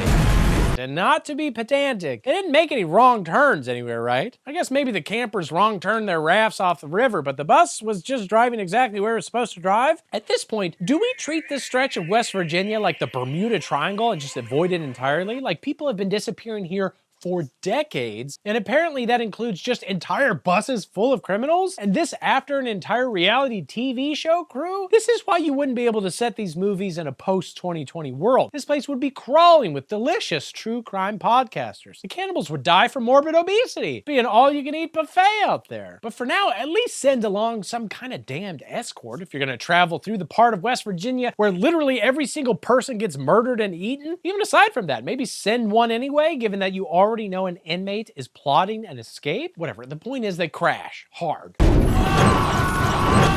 But again, not because of a wrong turn. They really should just call the sequels Driving Straight as Intended, yet with disastrous results. Chavez offers Nate a fantastic deal on a headbutt. That is what you call the out of the... Before one of the other cops counters with an offer to shoot Chavez with a shotgun, but then he is knifed. Right in the f***ing neck. This new season of Deal or No Deal is crazy. A few arrows also whiz by, but I guess the shooters of them are scared off by Chavez blind firing a shotgun and pistol combo. Who's out there? I don't know, but they're probably British. Also, I feel like we're surprisingly unworried by all of these developments, but I guess that's why they're the badass criminals and I'm just the idiot who's only ever been to prison to bail out Dave, and also to play a bunch of Christian-adjacent music during one weird summer back in 2011. True story. Went to like 13 prisons. Really? That's like Johnny Cash. Yeah, killed somebody in every prison. Nate crawls back into the bus and pulls out another cop named Walter before the whole damn thing explodes. Hey, where's Walter? Nate gives Chavez keys to remove his handcuffs, but they're all still chained together at the feet. Now, you'd think Chavez would kill the cops, but actually, he wants to make a deal. You take me to a phone, you live. You don't, you die. Nate presumably knows where to go because he's a local, sort of, except, oh God, he's attacked! By Alex from the intro. Take it easy. Nothing suggests she's insane, so who did she think she was attacking? And even if she assumed it was a cannibal, it's like 7 of them. What are you doing? Jumping one without a weapon seems like a terrible idea. Maybe she ate a bunch of poison mushrooms and was hoping to poison the cannibals by allowing them to eat her? She was gonna Trojan horse some poison into them? We'll know for sure if she starts vomiting and in the next few minutes. Hey Dave, start the vomit and counter. Maybe we should her first. But I guess not. So Alex warns everybody she's being chased by an it. It's a mutant! Deformed! Not like an X-Man. Unless one of them has the power to shit out bad movies. Alex then mentions she got here on rafts and her friend's juggly flotation device, and Chavez wants to make another deal. You take their sugar tits, and I'll make it worth your while. Well, technically, the true Sugar Tits is dead, but deal accepted. But they almost immediately run into a truck from the late 50s, maybe, which they inspect to find it's full of money. Hooray! Sweet mother of Jesus. Sugar Tits? Sweet mother? Sounds like the writer here was really craving a Snickers. You're not you when you're hungry. He's like, let's see what's going on here. Popsicle dick? I'm sorry, I got something on my mind. I'm just craving something. Oh my goodness. And then the cannibal jerked off. God, I want a Snickers. I would jerk off an ice cream sandwich right now if it asked. Sorry, I'm distracted. All right, turn in the script. I gotta go. But who gives a It's Wrong Turn 3. You get a little angry when you're hungry? Shut the up, bitch. But as far as the truck, it's a good thing it crashed here in the West Virginia woods where nobody bothers to look for missing things. West Virginia, close to heaven and closer than the local garbage dump. So dump all your trash here. Few people know that that is the full official slogan of the state. Hey, why would an armored truck be in this area? Did 50s banks let you sign out armored trucks full of cash for camping trips? The screenwriter, like me, doesn't care, so we never find out. Is the bank not worried that a whole truck full of cash disappeared? Nate, however, secretly discovers a revolver that he smuggles to Walter so he could... Oh, well, good try. And good thing Nate forced the injured guy to try to kill all their captors instead of still healthy himself. Hey, guy that's almost dead, I found a gun. Why don't you try something with it? Oh no, he died. Thank God I didn't try it. Naturally, this means Chavez wants to make another deal. Each of you will carry 2 bags. Per usual, his offer is, and then I won't kill you, which sounds exactly like a thing you'd say when you definitely aren't going to hold up your end of the bargain. I don't want the money. I don't give a what you want. But to his credit, spoiler alert, no matter what happens, no matter how many times he's betrayed, Chavez doesn't kill a single person he makes a deal with. You could learn a lot from him, Dave. Chavez does decapitate a cannibal child they encounter, but that kid was too inbred to make a deal. And also, minors can't be legally held accountable for some of these deals, so you can cut their heads off. I can't deal with A mutant kid, hold it down. Hey, why did the cannibals never grab any of this money? I know they're inbred monsters, but they could have been inbred monsters on jet skis. I mean, they're near a river. Driving their Countach down these West Virginia hills. Be sick. That'd be sick, dude. Eventually, they arrive at the rafts. Here's the rafts. Wait, where? Yes, I just said that. But Nate's like, those rafts. Chavez is super mad, and he wants to know, why'd you do that? Which is understandable. I get that Nate is a guard and Chavez is a con, but the cannibals are cannibals, and I feel like the issue of becoming ground beef should take priority over their prison beef. It's like, well, I want to be a lawyer someday. Guess what?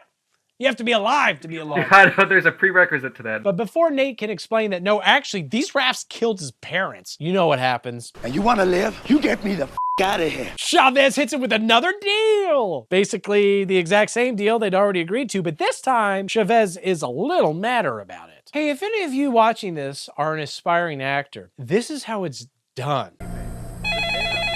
Also, if you're an aspiring cop, I guess be aware that unless you're the sheriff, your shift literally it never ends. No. Same thing applies to any aspiring Wendy's workers in this town. When you see Wendy's square hamburger, you know you're getting the best. Guess who else knows that? I'll be there in a minute. And even then, the sheriff's headed back out there on his own time because he's got a bad feeling about what may have happened in the part of the woods where people are always being eaten by cannibals. Seems like an awful lot of effort for a hunch. Oh, also, Lady Cop leaves to check out the college kid's truck. Anyway, our very upset heroes stumble up to the keys to their feet cuffs just dangling in the air, and Chavez is unquestionably like, oh, this is perfect. Exactly what I needed. And at face height, no less. What luck!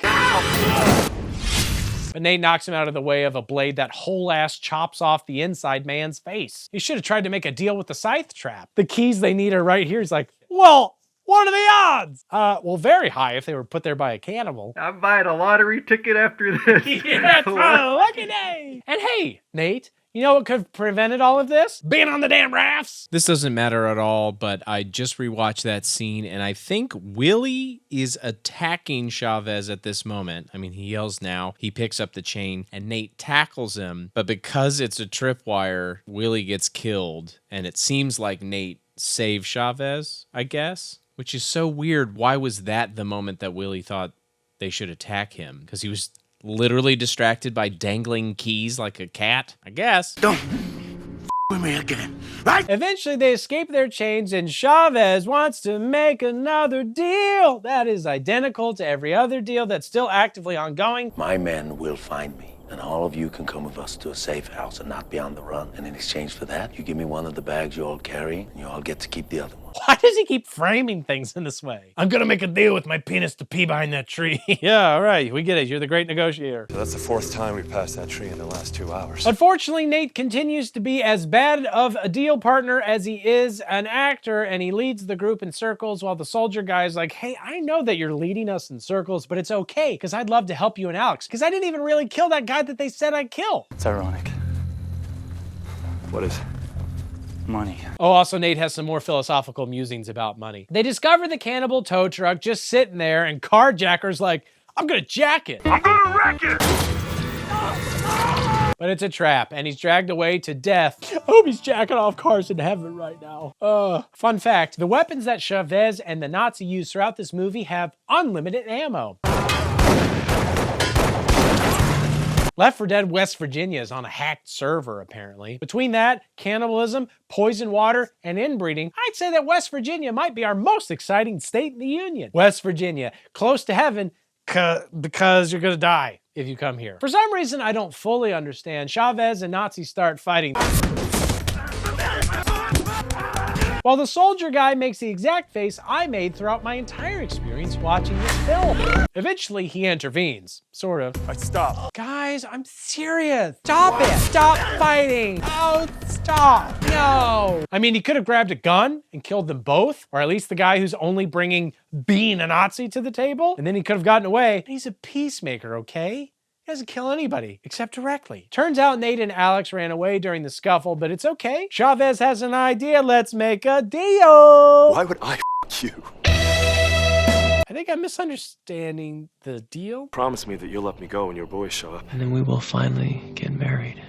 Fine. They leave the Nazi for dead, but he's not actually dead. And because I guess everybody in this film wanders in circles with like a 200-foot radius, Chavez somehow tackles Nate and again refuses to kill him because Nate makes him a deal to take them all along the watchtower. It's just over the hill, right there. Well, if it's just over the hill, then what does he need you for, dummy? Chavez would be a terrible parent. He doesn't follow through with any punishments. It only took 2 betrayals by my baby before I learned that lesson. But here we are again, except, oh no! I can feel them. Alex can sense the cannibal now, except whoops. She's 100% wrong, it's a dog. I can sense them.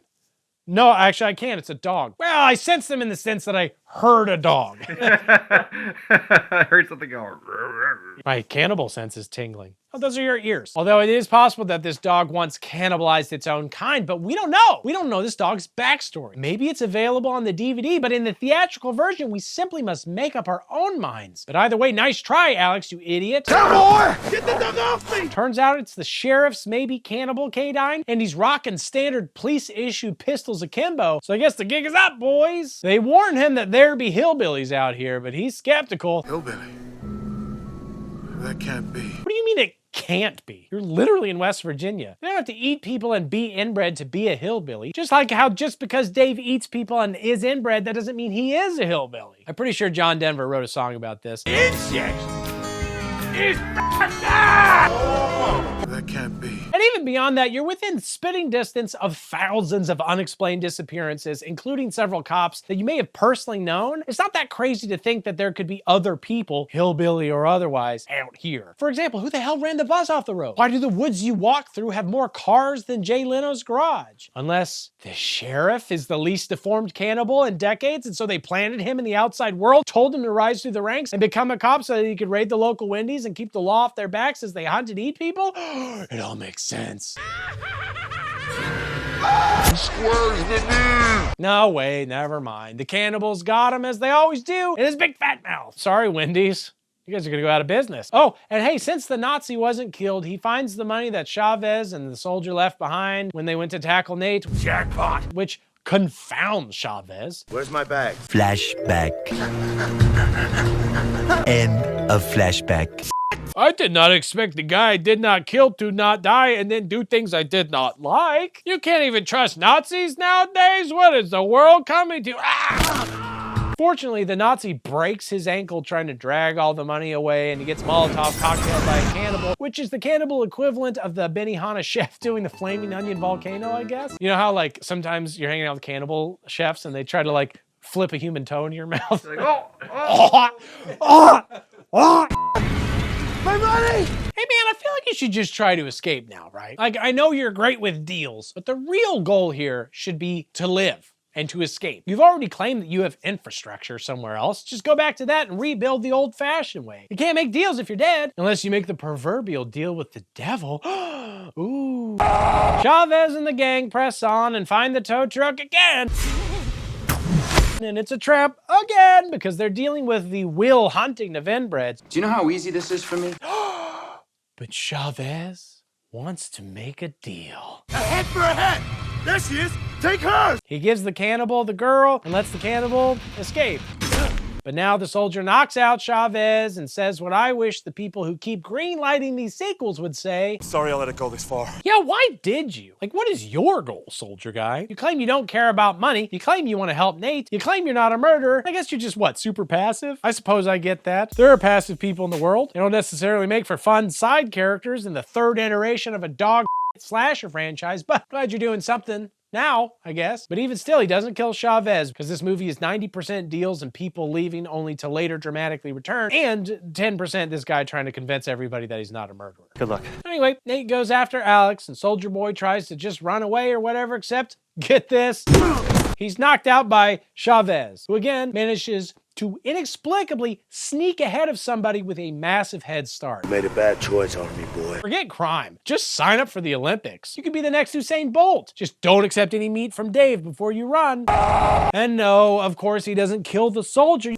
You can't make deals with dead bodies. Dave's tried. He's always getting ripped off. Chavez does, however, engage in fisticuffs with the cannibal, who does kill and eat what passes for Chavez's brains. Bring it, you motherfucker! Presumably gaining his power of the deal. Keep an eye on this guy. One day he's gonna be like the cannibal president or something. Nate walks at such an incredibly slow pace, which matches the incredibly slow plot, that the damn dog catches up. Everybody's catching up with everybody. People leave, but then they're caught up with every time. I think everybody's walking in a circle. I don't know. The damn dog catches up and together they enter the cabin to free Alex and see, oh, hey, look, the lady cop is there. Oh, and she's naked, which completes the Chekhov's Jugglies arc. Nate, she's dead. I don't think that's why he was looking, but yeah, Dave just said off camera, that is not a deal breaker. I mean, it seems like a way less, like, dick stuff in this film. Yeah, it's not my favorite one. Because of that. Because, I mean, it could use way more of one thing. West Virginia got woke, dude. Yeah, dude, West Virginia used to be cool. He used to have dicks everywhere, behind every tree. Anyway, let's just get out of here. Except, oh my God, they're attacked by the cannibal who kills the dog, which is pretty shitty, but it's a step up in their dining choices. So Alex stabs him, and Nate is like, I am so sure that he is dead. I refuse to so much as check his pulse. Let's go. Is he dead?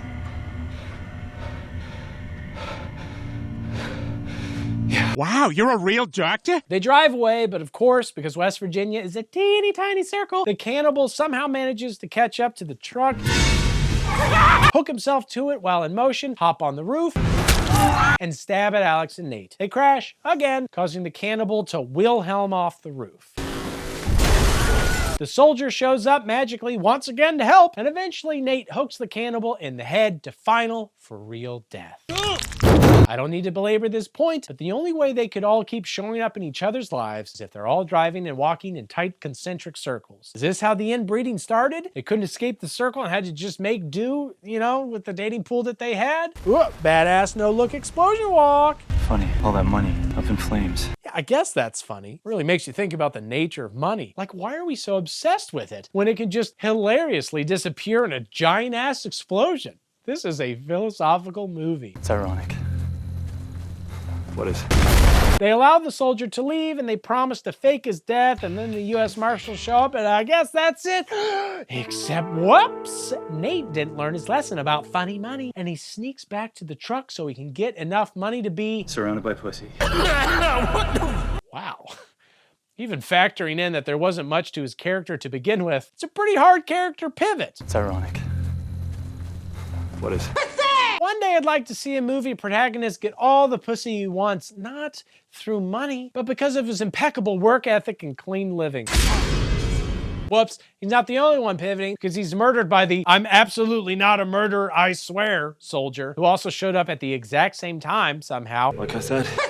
And then he is killed by yet another cannibal who also showed up at the exact same time. And then he is killed by the dog who faked his death. Oh wait, sorry. I was having hallucinations brought on by my brain desperately wanting to watch a non-shitty movie. Wow, the power of greed, am I right? Big thoughts I'm having right now. Better to be inbred and cannibalistic than to love money. Jesus said that. And also, once again, these movies want to make sure that there are things that are worse than inbreeding, like the love of money. Inbreeding's just not that bad, says the producers of the Wrong Turn franchise. Money is the root of all incest. Is that for watching the movies? No, it's because I love you. Oh, where did you get it? Not important. Okay. It's hot dogs. Apparently, we've reached the customary point in a bad horror franchise where we get the origin story that no one wanted nor needed. Barring some inbred lunar program these cannibals have kept under wraps. Okay, I'm into it. So anyway, the bloody beginnings of this epic yarn we've been a-spinning bloody begin in 1974 in a West Virginia sanatorium. Wow, what a thrilling origin story. I laughed, I cried, I didn't watch a terrible movie. Thank you. Roll credits. Love you guys. But oh no, the movie goes on and explains that a sanatorium is actually different than a sanitarium. Is that where crazy people are locked up? No, it's a sanitarium. A sanatorium's a hospital that isolates sick people from the rest of the population. Great, yeah. Like basically crazy people go to a sanitarium, but sick people go to a sanatorium because again, inbreeding, that's not insanity. But yeah, it might give you the sniffles. And Dave's holding up a sign that says worth it. The movie itself explains, look, they're not crazy because they have sex with each other and eat people, but they are getting ill from it. If that's crazy, I don't want to be sick. Yeah, but I should probably take some Advil. Anyway, inside, a doctor explains to some woman that he's all about trying to rehab these 100+ inbred mates, and she's like, wow, I want to help. And he's like, yeah, maybe later. And then she's grabbed by the hair. I bet if 70s Jack Nicholson pulled your hair, you'd be into it. Hypocrite. The doctor's like, yeah, you gotta watch out for that. These inbred kids are smart. The doctor then immediately explains how they won't stop eating themselves. You know, like smart people, to be fair. They can't feel pain. So it's not dumb that they eat themselves. It'd only be dumb if it hurt themselves when they ate themselves. He's like, they're super smart. Also, they eat themselves and I can't get them to stop. That's actually one of the main ways I can tell if somebody's dumb. I mean, maybe they're like reciting Shakespeare while cooking. To be or not to be. Ow! Ooh! Ah! Oh! He's so smart. Smart special boy. My smart special boy. He chewed off his other 2 fingers. We never found them. We think he ate them. Genius, genius, genius! I guess to be fair, they do use the lady's hairpin or whatever to pick the lock to their cell, and they free everybody else from the tyranny of non-incestual sex and having to eat hospital food instead of people. Their forefather brothers could be so proud. And then they throw the most fun party ever. Like honestly, everybody looks like they're having a bunch of good, clean fun, except for that lady who gets electrocuted so hard that she pees herself. Oh, and I guess the doctor himself doesn't seem to be having fun because he gets drawn and quartered in a low-budget saw trap, but everybody else, they're making wonderful memories and future children's siblings. Okay, so just to summarize, the bloody beginnings of the franchise's 3 inbred cannibals is that they were always inbred cannibals. Wow. Honestly, I would not have thought that that would have been the case. Who is right in front of you? Imagine if the Star Wars prequels were about how Anakin was like pulling the legs off womp rats or whatever. It's like, oh, he was always evil. It's so funny to be like, we're gonna show you the origins of these inbred cannibals. It turns out their dads were inbred cannibals. And you're like, oh, I don't know what you thought I was gonna do. That's on you for, look, you're dumb. You're the one who bought the DVD of Wrong Turn 4. At least now we know their names. The first one with 3 fingers is called 3 Fingers. And the one with 1 eye, well, he's called 1 Eye. And the one with the sawtooth, well, he's called Terrible at Blowjobs. A pragmatic people. They are named for what they are. And his name is Blowjob Lipstick. Cut from there to 2003 and Weston University, a made-up school where I'm pretty sure the plot of God's Not Dead takes place, and where multiple non-related couples of varying sexual orientations all bang each other in the same room at the same time, apparently. You guys are a bunch of slut monkeys. Oh no! Wow, this is the most sexually free campus of all time. Remember how 2003 was just one massive shameless orgy and mixed-race lesbian couples were widely accepted and encouraged? Simpler times. Why don't you just relax and jump underneath the covers for a bit? It's a trap! Anyway, the entire fest bundles up to go snowmobiling with 4 other characters, and really, that's just too many people for a movie like this. How are inbred viewers supposed to comprehend that many family trees? Especially when some of them are like Daniel here, who sucks and we all hate? You drive like a girl. Jesus, Daniel, you gotta worry about everything. It'll be okay, princess. We'll be at the cabin in an hour. Damn, Daniel, back at it again with the sucking ass. Snowmobile montage? Ah, shit. You're lost. No. I bet this dude's about to make a wrong turn. He's making a wrong turn, I know it. Damn, Daniel. I know, that's what I'm saying. No, never mind. Instead of the cabin they were supposed to go to meet up with their unseen but presumably sexy and possibly interracial and definitely alive friend Porter, they've arrived at an abandoned sanatorium. Fun. Freaking A, we're saved. That'll be way more sexy and fun than some dumb cabin. Why is it so warm in here? Probably because somebody's cooking human meat. But I'm not Danieling, because we hate Daniel. He's cool. Daniel sucks ass. My freaking cell service sucks. Well, maybe the cell service thinks you suck. Ever thought about that? So other than the very obvious war on terror themes that we've all picked up on so far, why do you think they chose 2003 as the prequel year we needed to explore? They still have cell phones, so it's not like the technological limitations are any different, which is actually even more dumb because the first movie, which technically takes place 5 months later, doesn't have cell phones. So somehow the prequel movie is more technologically advanced than the sequel movie, which is very Aliens, actually. Also, we literally just saw that the cannibals have been out here since at least 1974, so why skip 29 years ahead? What do we gain by going back to the beginning that's in no way the beginning instead of moving forward in the story that's only barely connected anyway? My guess is this movie was actually supposed to fully take place in 1974, but their bell-bottoms and platform shoes budget fell through, and they just had to scramble. They're like, 2003. What if the cannibals had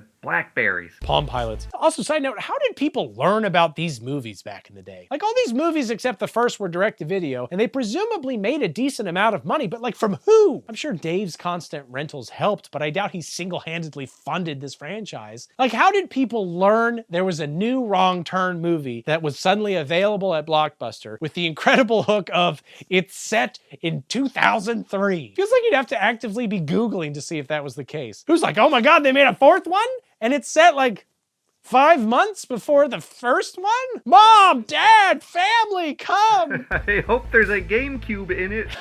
But whatever, a fire is built. Yay! And there's a brief fight about who should cook hot dogs. And then I think nobody cooks any hot dogs? It's hot dogs. Do they not eat anything? Are they gonna have to resort to cannibalism? You're a f***ing pervert, you know that? What? I wasn't doing a euphemism. They said they were gonna eat hot dogs, and I think they really should so that they can be appropriately plump for the kid. Oh, I see. I don't think it's perverted, but I get it. I get why you would say that. One couple splits off to find a bed that they could turn into a sementorium. Wanna come check it out? Sure. And they inexplicably invite the only girl without a partner to just like come with them. And she does? Bad choice, unfortunately, because the dude here, Vincent, is a real prankster. And he pisses the other girl off. Asshole! Good one, Vince. Now you don't get to have sex with 2 chicks at the same time. Masterful prank. He's like about to have sex, and then he does some fucking prank, and they're like, we both hate you, and don't want to have sex with you. He's like, ha! I win. Bites his fist. I think I made a mistake. Vincent tries to make it up to everybody by finding and turning on a generator, which he does with surprising ease. Then they have yet another party, because more like the party-torium, am I right? This place has everything. I mean, there's ping pong and like 300 wheelchairs and really everything you need for a super fun time. That's why every booze store sells wheelchairs and ping pong sets right by the counter for those impulse shoppers who want to make their party extra special. Dad, can we get a wheelchair for my party? Well, I wasn't going to, but it's right there and it would be really fun. They even managed to play music from something. Like, the music's clearly diegetic, but did somebody lug a boombox over the snowy plains or something? Just ignore it. It's not diegetic. I don't know, but the sad cannibals have arrived and watch sadly from the other side of a false mirror. It's like, aw, somebody let them play ping pong or ride around in a wheelchair. Oh, wow, and there's also fun homemade videos of patients getting electrocuted. Did I say it was a party when they found the wheelchairs? No, now it's a damn party. Also, hey, zoom in. We need to know if they peed too, or if the lady from earlier just had like a kink or something. Bedtime. Controlled bedtime? The fun literally never ends. Vincent can't sleep because it's been such a fun party-filled day, so he's gonna explore a bit more. Don't go with anybody. Man, that would suck to be your whole thing. This is just a me thing, but I hate pranks. They're no fun, and they usually just make people feel bad and singled out, and I hope that Vincent, like all pranksters, gets killed by inbred cannibals. But nope, he's gonna keep pranking. His first one? Openly ogling the lesbians, who didn't even bother to close the door to their room while they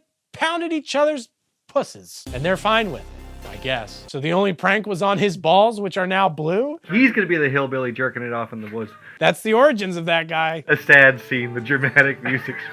Again, 2003, different times. Although sexual harassment as a prank that the victims are actually okay with really smacks of a 70s sex pest comedy. I really do think this movie was originally supposed to take place in the 70s. They just like couldn't figure out how. They're like, I already wrote a scene where they have a cell phone. I'm sorry. What am I gonna say? It's actually a tie-dye t-shirt? Like, pfft, what are you even saying? Vincent finds their definitely alive friend Porter, who has somehow shown up. Oh no, he died! But so does Vincent, so I guess they've got that in common. Probably why they're such good friends. Twinsies! The next day opens with a sick one-er shot of everybody being like, have you seen Vincent? No. Have you seen Vincent? I haven't, but have you seen Vincent? No, I haven't actually seen Vincent. Do you care? Actually, I do not. Do you? Not at all. He was a dick. He was a dick, and I hated him. I hated him too. Oh, all in one shot? Art. Eat your heart out, friggin' Mike Flanagan. Everybody splits up to find Vincent in lieu of just setting up a simple lesbian sex trap to catch him like earlier. And they're also searching for their stuff that's been inexplicably stolen, though probably by that prankster asshole Vincent, so nobody's too worried about it. Where'd all the go? Vincent's probably trying to mess with us, bro. We hate that guy. They wander a bit and then split up even more until Vincent's girlfriend sees Porter getting prepared for an early cannibal lunch. I mean, they would need to have cocktails for it to be called a cannibal brunch. But it's the same-ish time of day, that's my point. They're gonna kill us all! Well, that's a little presumptuous of you. Just because a bunch of guys eat one person doesn't mean they want to eat every person. No, he could be a high fiber guy, and they could be, oh, I'm satiated. Dave killed a bunch of hitchhikers, but it doesn't mean he wants to eliminate hitchhikers as a group. But even still, she attempts to warn everybody, but at that moment, Porter's head is hucked at them, and one of the girls is razor wire lynched until her head pops off. So I guess they've got that in common. Man, I can really see why everybody was such friends with that guy. I mean, everybody had something in common with him. What's weird, though, is that all three of the only cannibals we see in this movie are up in the rafters pulling her up, but then who threw the head? They only had about 60 seconds to run from the far side of the auditorium to the razor wire trap way up there. Wow, these guys must be training even harder than the tall lesbian. I've been running for the last hour. What were their cannibal combine numbers? Pros: speed, murder IQ, cons: incest, wingspan. They run outside to snowmobile to safety. They sabotaged the snowmobile! Drat! Even worse, nobody has their coat, except for this one girl who offers to go get help because I'm the strongest skier! And she's not wrong. Look at that form. So strong, so skier. Well, that's just a temporary setback. Aw, dang. All the weak skiers head back inside. The two remaining dudes and the tall lesbian look for weapons and, I don't know, maybe an original plot point in the basement. While gone, one of the cannibals tries drilling into the room, but they like stab him away. But he doesn't feel pain, right? What's a couple of stabs to him? I don't know, but whoops, that Daniel kid we all hate gets yoinked and cooked along with some potatoes and onions? Where the hell did they get those? Do they have a garden? Even if so, it's the middle of winter. Did they walk to a nearby Food Lion and buy this shit? They used to eat their own meat. I can't imagine they feel the urge to season this guy with onions. Secret is actually smoked paprika. Oh, in 7 movies, it's the only time that they like have potatoes and onions. Have like a recipe. Like a stew. The other dude and the tall lesbian reunite with everybody else, and they spend the next 10 minutes listening to Daniel scream. And I'm starting to see why the cannibals aimed for the mouth in later kills. It's very annoying. Somebody help me! Shh. Did you hear that? Get a grip! They debate about whether they should maybe stop Daniel from being cooked and eaten, and weirdly, they send the one dude on his own for a second, and he sees Daniel getting eaten and is like, well, that makes me upset. It's horrible. Yeah, they really should have tried caramelizing those onions for a more complex dish. It's disgusting to think that they're not doing that. Also, I feel like you could have deduced that Daniel was having a bad time from his screams, so now they come up with a plan. I say we vote. What?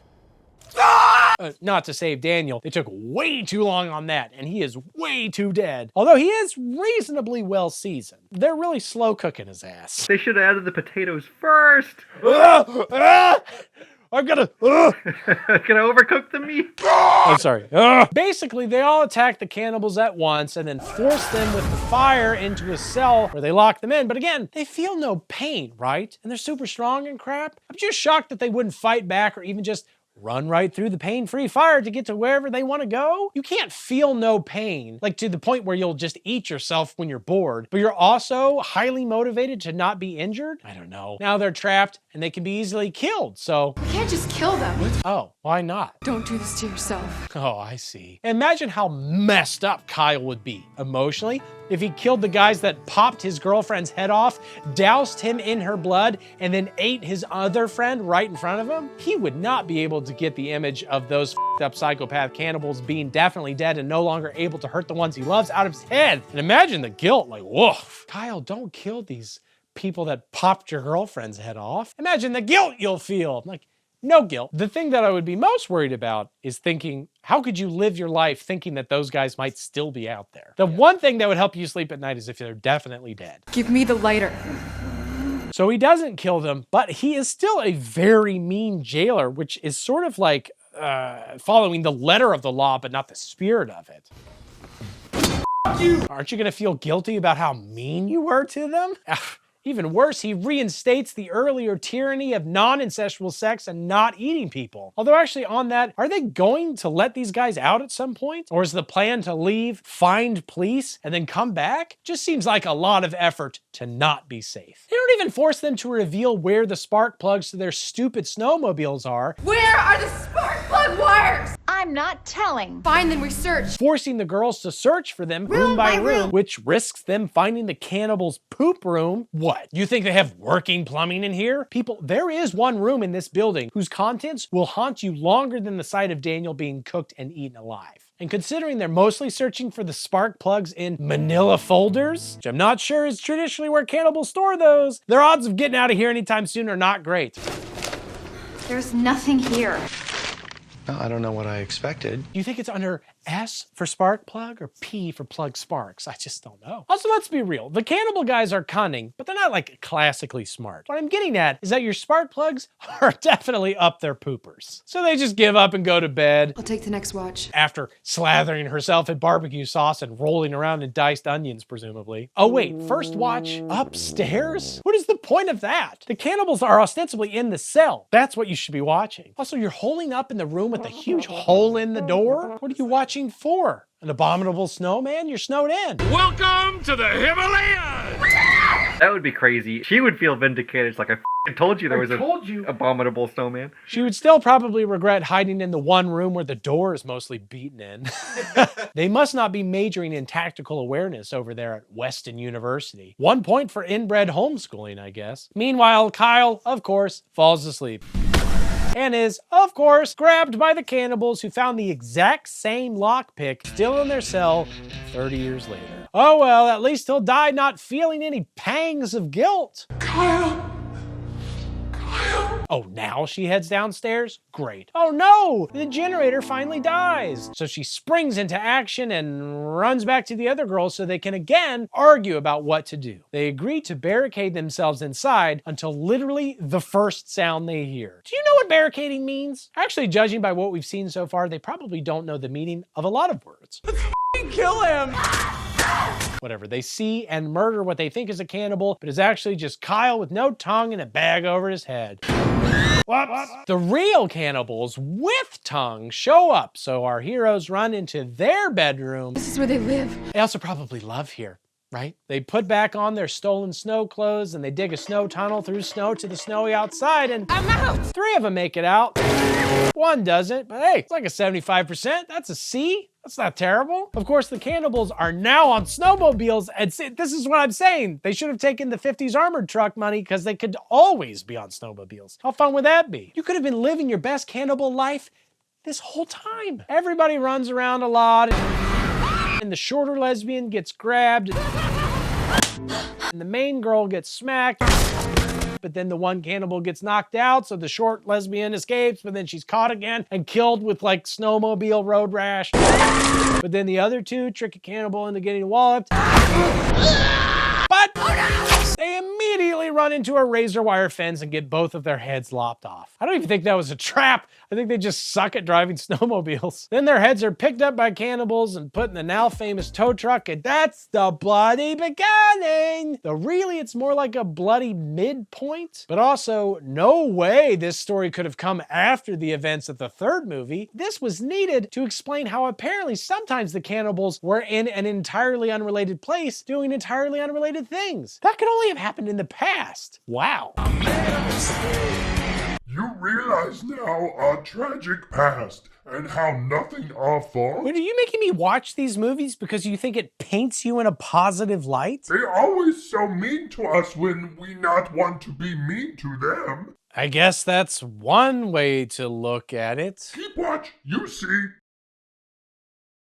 I love Cruise. This is part 2 of the prequel saga, as the rich tapestry of this story could obviously not be contained to just one film, and it kicks off with a lore update alert. Apparently our favorite cannibal town was established in 1814, but promptly completely disappeared by 1817, and nobody knows why. Holy shit! All this time, I was assuming it had been established in 1815 and disappeared in 1819. This changes everything. Teeth, put away the cyanide Kool-Aid. I shan't be needing it after all. Well, nobody knows why they disappeared except for one of these random characters. Halloween night, 1817. The entire town was ravaged by hillbillies in the largest massacre in the state's history. Yeah. And you are the only person who knows. But nobody else knows.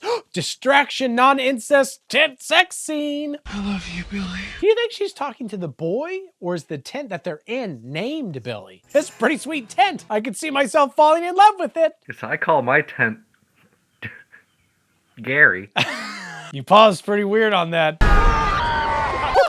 Well, I guess it's the boy, but also more like Billy Blue Balls, because he and his womanly lover, Cruz, are pranked by their 3 other friends, Lita, Gus, and Julian, dressed up as hillbillies, because once again, pranks are just an inexplicably socially acceptable excuse to act like total dicks. Oh, and why did they bring along evil hillbilly costumes? For the Mountain Man Festival, we thought we'd dress up. That's right! Forget all those missing college kids. That was so winter. And it's summer now. This shit's so big and so cool, it now rivals Coachella and Lollapalooza, which, fun fact, I actually worked security for Lollapalooza around the same time that this movie came out. That was the one year that the festival was actually safe. Nothing's getting past Jordan Breeding when he's Jordan bouncing. Except not at all, because I fell asleep every night. I did the night shift because I made $1 extra per hour. I had to guard whatever, and of course I fell asleep because I'm not like a hero. I fell asleep and I woke up and some guy dressed in corpse paint was like, hey man, trying to like find the bathroom or something. Scared the shit out of me. Holy hell. I was like, ah! Well, it was like Lollapalooza. It's not even like a, you know, all the acts are like Bon Iver and shit. I don't even think I had a radio. Like, what was I gonna do if we got attacked? But this festival is not safe. So f*** you! As evidenced by this mean reporter lady running into, you guessed it, a bunch of cannibals in the woods. You know what? I'm sick of this. I started sick of this. I was born sick of this. Back of the line, sister, is my point. A kindly old man helps her hide from the cannibals after they chop her fingers off. Never mind. He kills her even worse and cuts off her whole other hand, which makes a 5, as in Wrong Turn 5, as in high five for wrong turns. Hey, give me a hand, will you?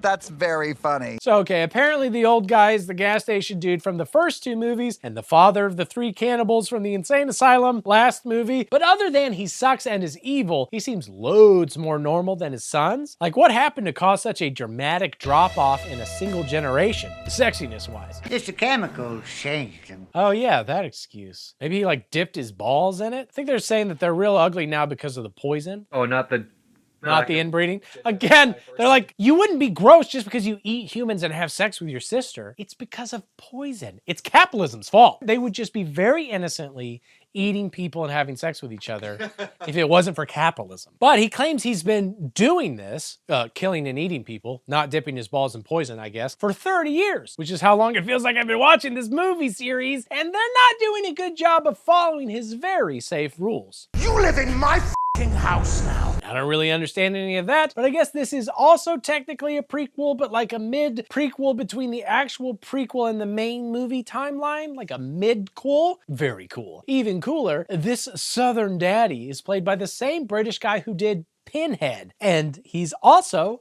pretty bad at accents. Swear to God, you 3 pinheads. He said it! He said it! But it's covered up by every single other actor in this movie also being from the British Isles, as far as I can tell. And they're all bad at accents. And then they cooked the fair residents of Fair Lake. You have an accent. Why would British people be attracted to playing isolated weirdos with f***ed up teeth who eat weird shit? I don't know. Some mysteries just don't have answers. I have never had to move. Welcome to England. Elsewhere, a couple cops chat. One of them is the sheriff. Doesn't mean you're not sexy. Never said it didn't mean that, but good to know, husband. I look forward to you bringing me some lasagna tonight. Whoa, simmer down, Dave. I'm sure we'll get to see it on screen. That would be great. It's gonna be really busy with the festival, and because there's no security guard who's like 20 years old and keeps falling asleep during the night shift because he spends his mornings reading Hunger Game instead of going to watch any bands. Without that guy hard, you gotta protect the festival. Should be a big night for drunk and disorderly. Anyway, and as we know from previous movies, a sheriff lives at the sheriff's station and literally is never off duty unless they can come up with a decent enough excuse to go impound some Wendy's chili. So, Wake and bake, brother. back at camp, Billy's over the whole everybody seeing his cock and balls and his fully nude girlfriend thing, and he's ready to deal some drugs. First up, some chronic. Billy embodies the American spirit of commerce and perseverance and being totally cool with everybody seeing your girlfriend naked and also your big fat hog. Thomas Jefferson famously only sold his hemp to people after having them look at his cock and balls. Oh, I wonder if he's dealt to the stoners from the first film. You gotta make sure that the Cannibal Cinematic Universe stories all align. But Julian is like, sick. By the way, did you know that this festival exists? Because in 1817, some local miners got in a fight with some hillbillies and they were all killed and most likely eaten on Halloween. And then 200 years later, they started a music festival about it. The hillbillies hauled all the bodies up to the woods, and then they ate them. I don't want to celebrate a massacre. Well, then you are in the minority report, Tom Cruise. Landed that pun plane. They head to the festival, but see Mean Daddy in the road and Wrong Turn VIII. Look out! Quick, get out and plant a bottle of whiskey on the tree so that the insurance company doesn't deny your claim. Look, the tree was drunk. He got in front of my car. You could see the bottle. Mean Daddy pretends to be dead. But he isn't dead because acting. British people are famous for it. Acting. So the 3 guys kick the ever-loving shit out of him, which is a genius strategy because if he was dead, kicking him wouldn't change anything. And if he wasn't dead, he might be British. So, except his cannibal sons are just about to start blasting with some arrows, but right then, the definitely still sexy cops pull up and arrest pretty much everybody. Partially because of all the fighting, partially for not being sexy enough, and partially because... Looks like we got an entire pharmacy here.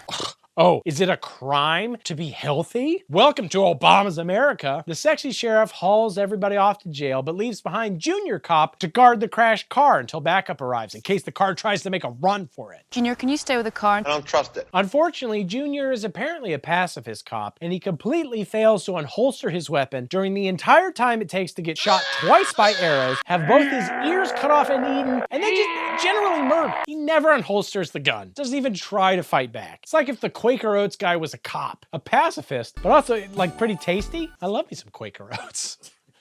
And they never fight back. His motto should have been to protect and serve for dinner. This is why pacifism doesn't work in the real world. It's because of, forest inbred cannibals. So now it's night, both in the movie and the real world, depending on when exactly you watch this video. And statistically, like half of you are having your mind freaking blown right now. They're like, what? It is night. How did he know? Anyway, the sexy sheriff has sexily brought in a weird German doctor, and I was 90% sure he was about to human centipede everybody butt to mouth, but I guess not. It is funny that they're like, everybody here is secretly British, but then the doctor's like, hello, who would like to get the doctor here to medicine on them? Oh, his name is Rick. Thanks for coming, Rick. Why can't everybody else be British if that guy is so German?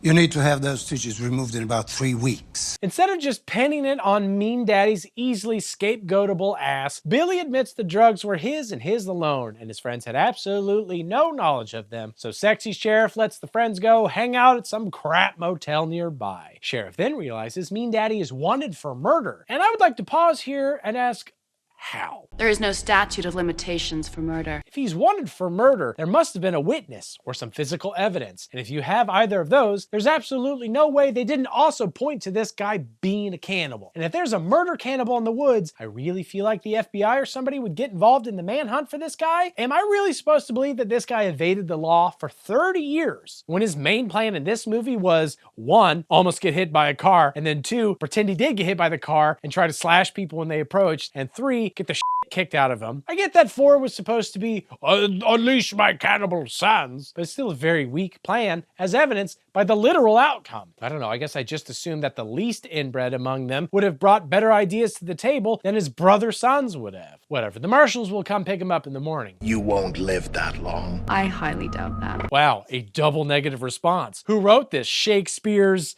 dead son, Hamnet? I do not unhate it. No idea. But I guess Mean Daddy's not right, because his sons pull down... I guess that's supposed to be a tiny cell tower, which technically makes them terrorists. Can the FBI get involved now? And also, they knock out the nearby power plant, which makes them double terrorists, and the power plant was guarded by the worst solitaire player of all time, who also happened to be the worst at not getting electrocuted of all time. You lose! This is why vetting potential employees at power plants is so important. The first question they should ask you is, how good are you at not getting electrocuted? And it's crazy how much their skill levels jumped without Mean Daddy holding them back. His plan was just a dumber version of an insurance scammer looking for an injury settlement payout. Meanwhile, they're out here successfully on their way to overtaking an entire county via targeted attacks on its critical infrastructure. I guess they were smart all along. They were just not motivated. Ooh, there's something there. Yes, they're very decent, hardworking people. They're gonna cut your liver out and eat it right in front of you. So whatever, now they got no power, they got no cell service, although granted this is supposed to be 2003, so the latter should really affect like 3 people in the area. And at the festival itself, we got no plot. So we hard pivot to just straight porn for a second. I think I took a wrong turn. It's now time for my trademark section, Couple of Porn Thoughts with Dr. Breeding. I will do anything to get a penis. So this chick ostensibly has sex with this random deputy so she can get his help to go backstage, which sounds like a butt thing. But this is a music festival, so I assume she means it literally. But does he have any sway over that? I feel like that'd be specific to the band's actual security. Is he lying for sex? And B, they are never able to get this cop on the radio for the rest of the movie, meaning he has something like 5 straight hours of sex with this chick, or he dies in the middle of it, which is possible since you need to see a doctor after 4 hours of sex. Basically, I don't think any backstage pass is worth having sex with the cop for 5 hours. Not even Creed. Back in the prison where things are significantly less pornographic, but no less stupid. If you don't shut up, I'm gonna charge you with threatening an officer of the law. Charged with murder. Dumb. bitch. A drunk guy who's also arrested earlier requests an early release so he can help sexy sheriff defend the jail because Mean Daddy keeps saying his boys are gonna come kill everybody. The sheriff's like, sure, that makes sense. Okay, but make yourself useful. Get the lasagna. So next time I'm arrested, I'm gonna request early release to help the cops protect the precinct from Godzilla. They don't have any way to prove that that's not about to happen. And then I'm gonna plant Dave in the cell over to be like, any minute now, Godzilla's coming to break me out of here. Wow. I think you guys are going to need my help to fight against Godzilla. We have all the evidence we need that Godzilla is coming. It's not impossible to think that he has 3 inbred cannibal sons coming to break him out, but there's also no evidence that he has them. At the hotel, things are pretty boring, so Cruz leaves to bring Billy some food, although where did they get food? The power's out all over town? Looks like the whole town's out. Did they bring him a Dave special? A dead pigeon filled with cough drops? Doesn't matter. Cruz is forced to eat her own intestines, which is actually the other Dave special. And in my experience, those don't taste any better when microwaved, and not even air fried. What's my point on that? I guess I'm saying I just don't like eating my own intestines. Sorry. Then Julian leaves so he doesn't have to see the entire other half of his friend group's exposed giblets. Guys. Because there's too many giblets in one day. Obviously, it'd be great to see every single one of your friends naked at some point, but not all on the same day. You gotta space it out. Honestly, one of the weirdest consistent through lines of this series is how casual the nudity is within friend groups, within TV show casts. They're like having sex in public places in front of other people exclusively. Sounds very European and artsy. They are all British. Welcome to England. Julian arrives at the police station and is like, where's Cruz? And they're like, I don't know. And he's like, Maybe she changed her mind. What do you mean she changed her mind? About the concept of eating? Why would she get halfway there and be like, oh my God, I just forgot. Billy doesn't even like food. He's on an all-plant diet where he only eats the same things as plants, which is water and sun and manure. But Julian will just hang out till she gets here, if she gets here. Maybe she'll change her mind again. She's very mercurial, that dead Scottish lady that we're all pretending is an alive American. What the hell, Julian? It's a good thing Julian left when he did, because after Gus's embarrassing post-coital proposal to chase his embarrassing mid-coitus coitus, marry me.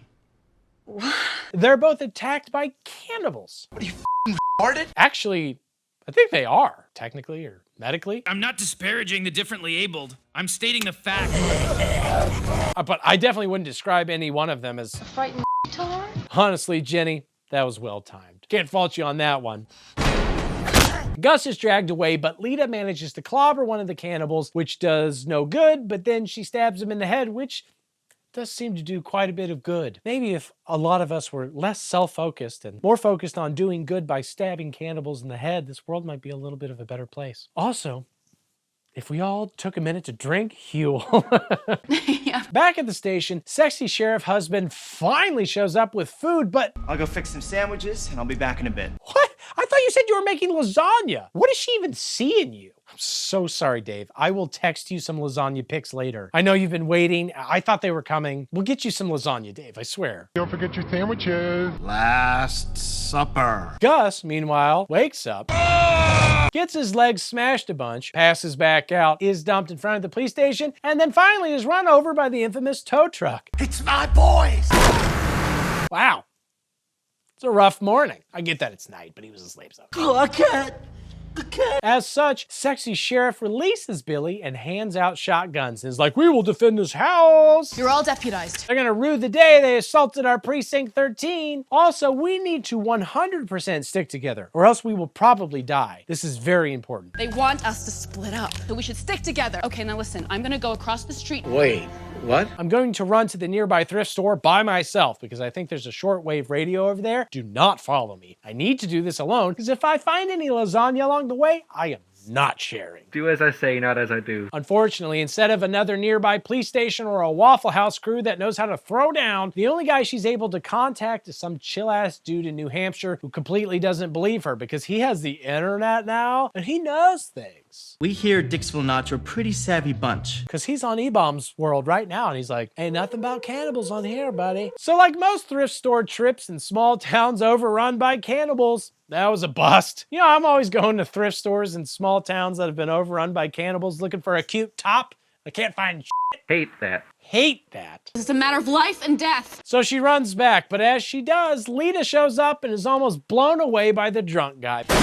But it's fine, she lives, and she spends most of the rest of the movie getting worm-tongued by Mean Daddy. Take her weapon and I mean, I guess I appreciate that they're trying something different, but having a sly, verbose villain in your hillbilly cannibal series feels like a pretty jarring and nonsensical departure. It's like if Michael Myers in the 7th Halloween movie was like, hey, I just have some thoughts I want to share with you guys. I know I'm usually silent. It's not because I can't talk.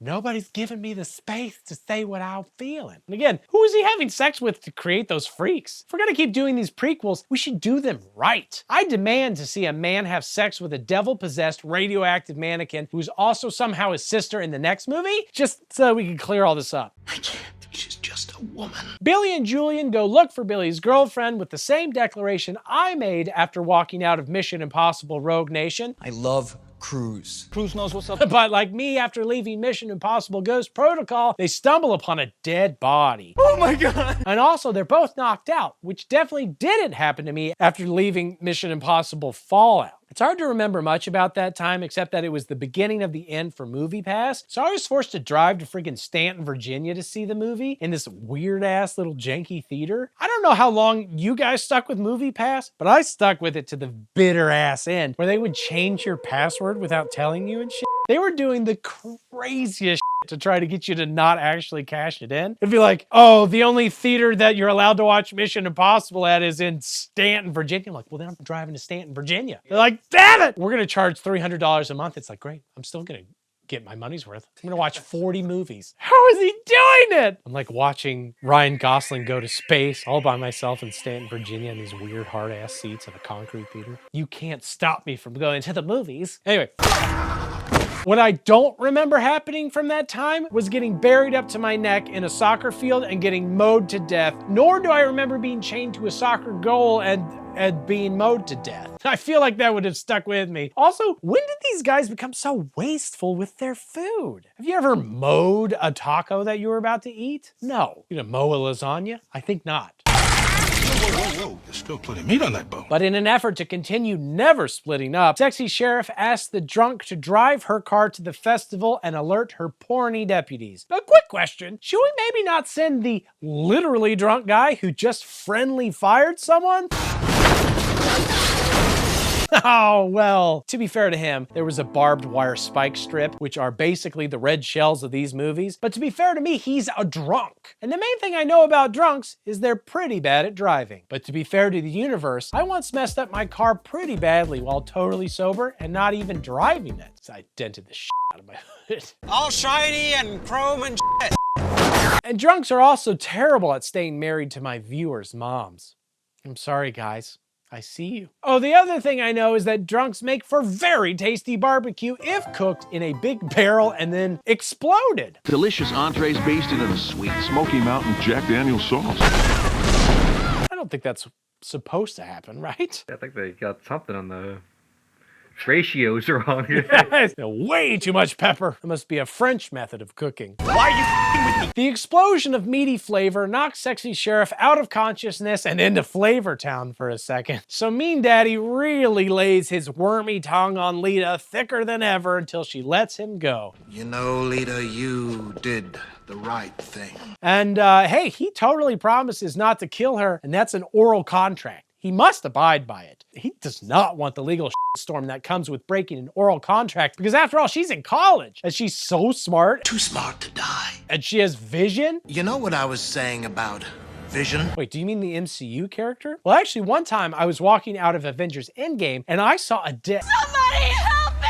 Oh, you were just trying to come up with a convoluted one-liner before you cut her eyes out? Oh my God, brilliant, elegant. Hannibal Lecter would bust in his pants if he saw this. Oh God, I'm so stupid. You are, but also this movie is stupid for just having the villain straight up lie. If he's gonna be a smooth talker type, he should really make the case that what he was actually promising was that she wouldn't die, not that she wouldn't get her eyes cut out. Still dumb, but that sort of semantic nuance is a little more clever than, oh, actually, the cannibal daddy is just a straight up liar. I did not see that coming. And he doesn't even escape anyway because he's shot in the shoulder by a recovered sexy sheriff and thrown back in his cell. I'm gonna go for help. Good idea. Don't bring Lita here. I'm sure she'll be fine. What you guys need is help, not to run as far away as you can as fast as you can. Except wait, outside is her lasagna and sandwich eating ass husband tied up in a car. Oh wait, maybe don't open the door. Oh, dang it. Quick, try to scoop out some lasagna before his innards touch it. Ooh. She shoots a cannibal in the leg, but it doesn't faze him, and she loses a fist fight and is then herself put in a cell. I love irony. Because that's what the metal that these bars are made of. He is the cleverest villain in cinematic history, right? He also very cleverly rigs her up to a shotgun in case she wants to kill herself with it rather than burn to death, and, well, she kills herself with it. But wait, Lita has escaped during all this. Please help me! Ah, dang it. You'd think she'd be able to smell them, but I guess not. They killed my friend! Game over. And that's the end? Yeah, that's it. They're all dead. Welcome home, Lita. So sad what happened to family. Sure. But we move on, we grow, we watch next movie which really bring home main points. Oh, good. Is that the big strong man I rang for? And now we've reached the customary point in a bad horror franchise where we get the reboot story that no one wanted nor needed. This was supposed to be part 3 of the prequel tale, like Lord of the Rings with way shittier hill folk, but the studio was like, no, that is too much incredible backstory. The human brain cannot contain it. It would pop and then we couldn't eat it, which is all we really care about. Are you serious? So they dumped all that and they rebooted everything with the notable caveat of still titling it Wrong Turn VI. Way to screw over us prequel heads. You know, some of us millennials actually think that the prequel trilogy of Wrong Turn is better than the original, because we all watched it when we were 8. I loved it when Darth Maul ate that guy's leg. Anyway, we open on a couple of horny Brits doing their own damn accents for once. Well, if you really want to go back to nature. And they're mountain biking, a thing the British just won't stop doing, no matter how many times they're abducted and eaten by Dave. Ooh. Hot. Milady knows of a spring that's like so hot we can jump in with bags of tea and turn ourselves into a cuppa and then make love inside of it. Until we wrinkle. And will become Earl Grey himself, which is every British person's ultimate sexual fantasy. That's actually Bridgerton's new season. That's all it is. Sign me up for that dude. Hell yeah, man. It's biffing. As such, they bang in this disgusting, weirdly hot woods water. Hottest of all, they're watched by a cannibal. This is honestly so hot and British that we're gonna need some ice. Am I right? Oh, maybe ice did show up?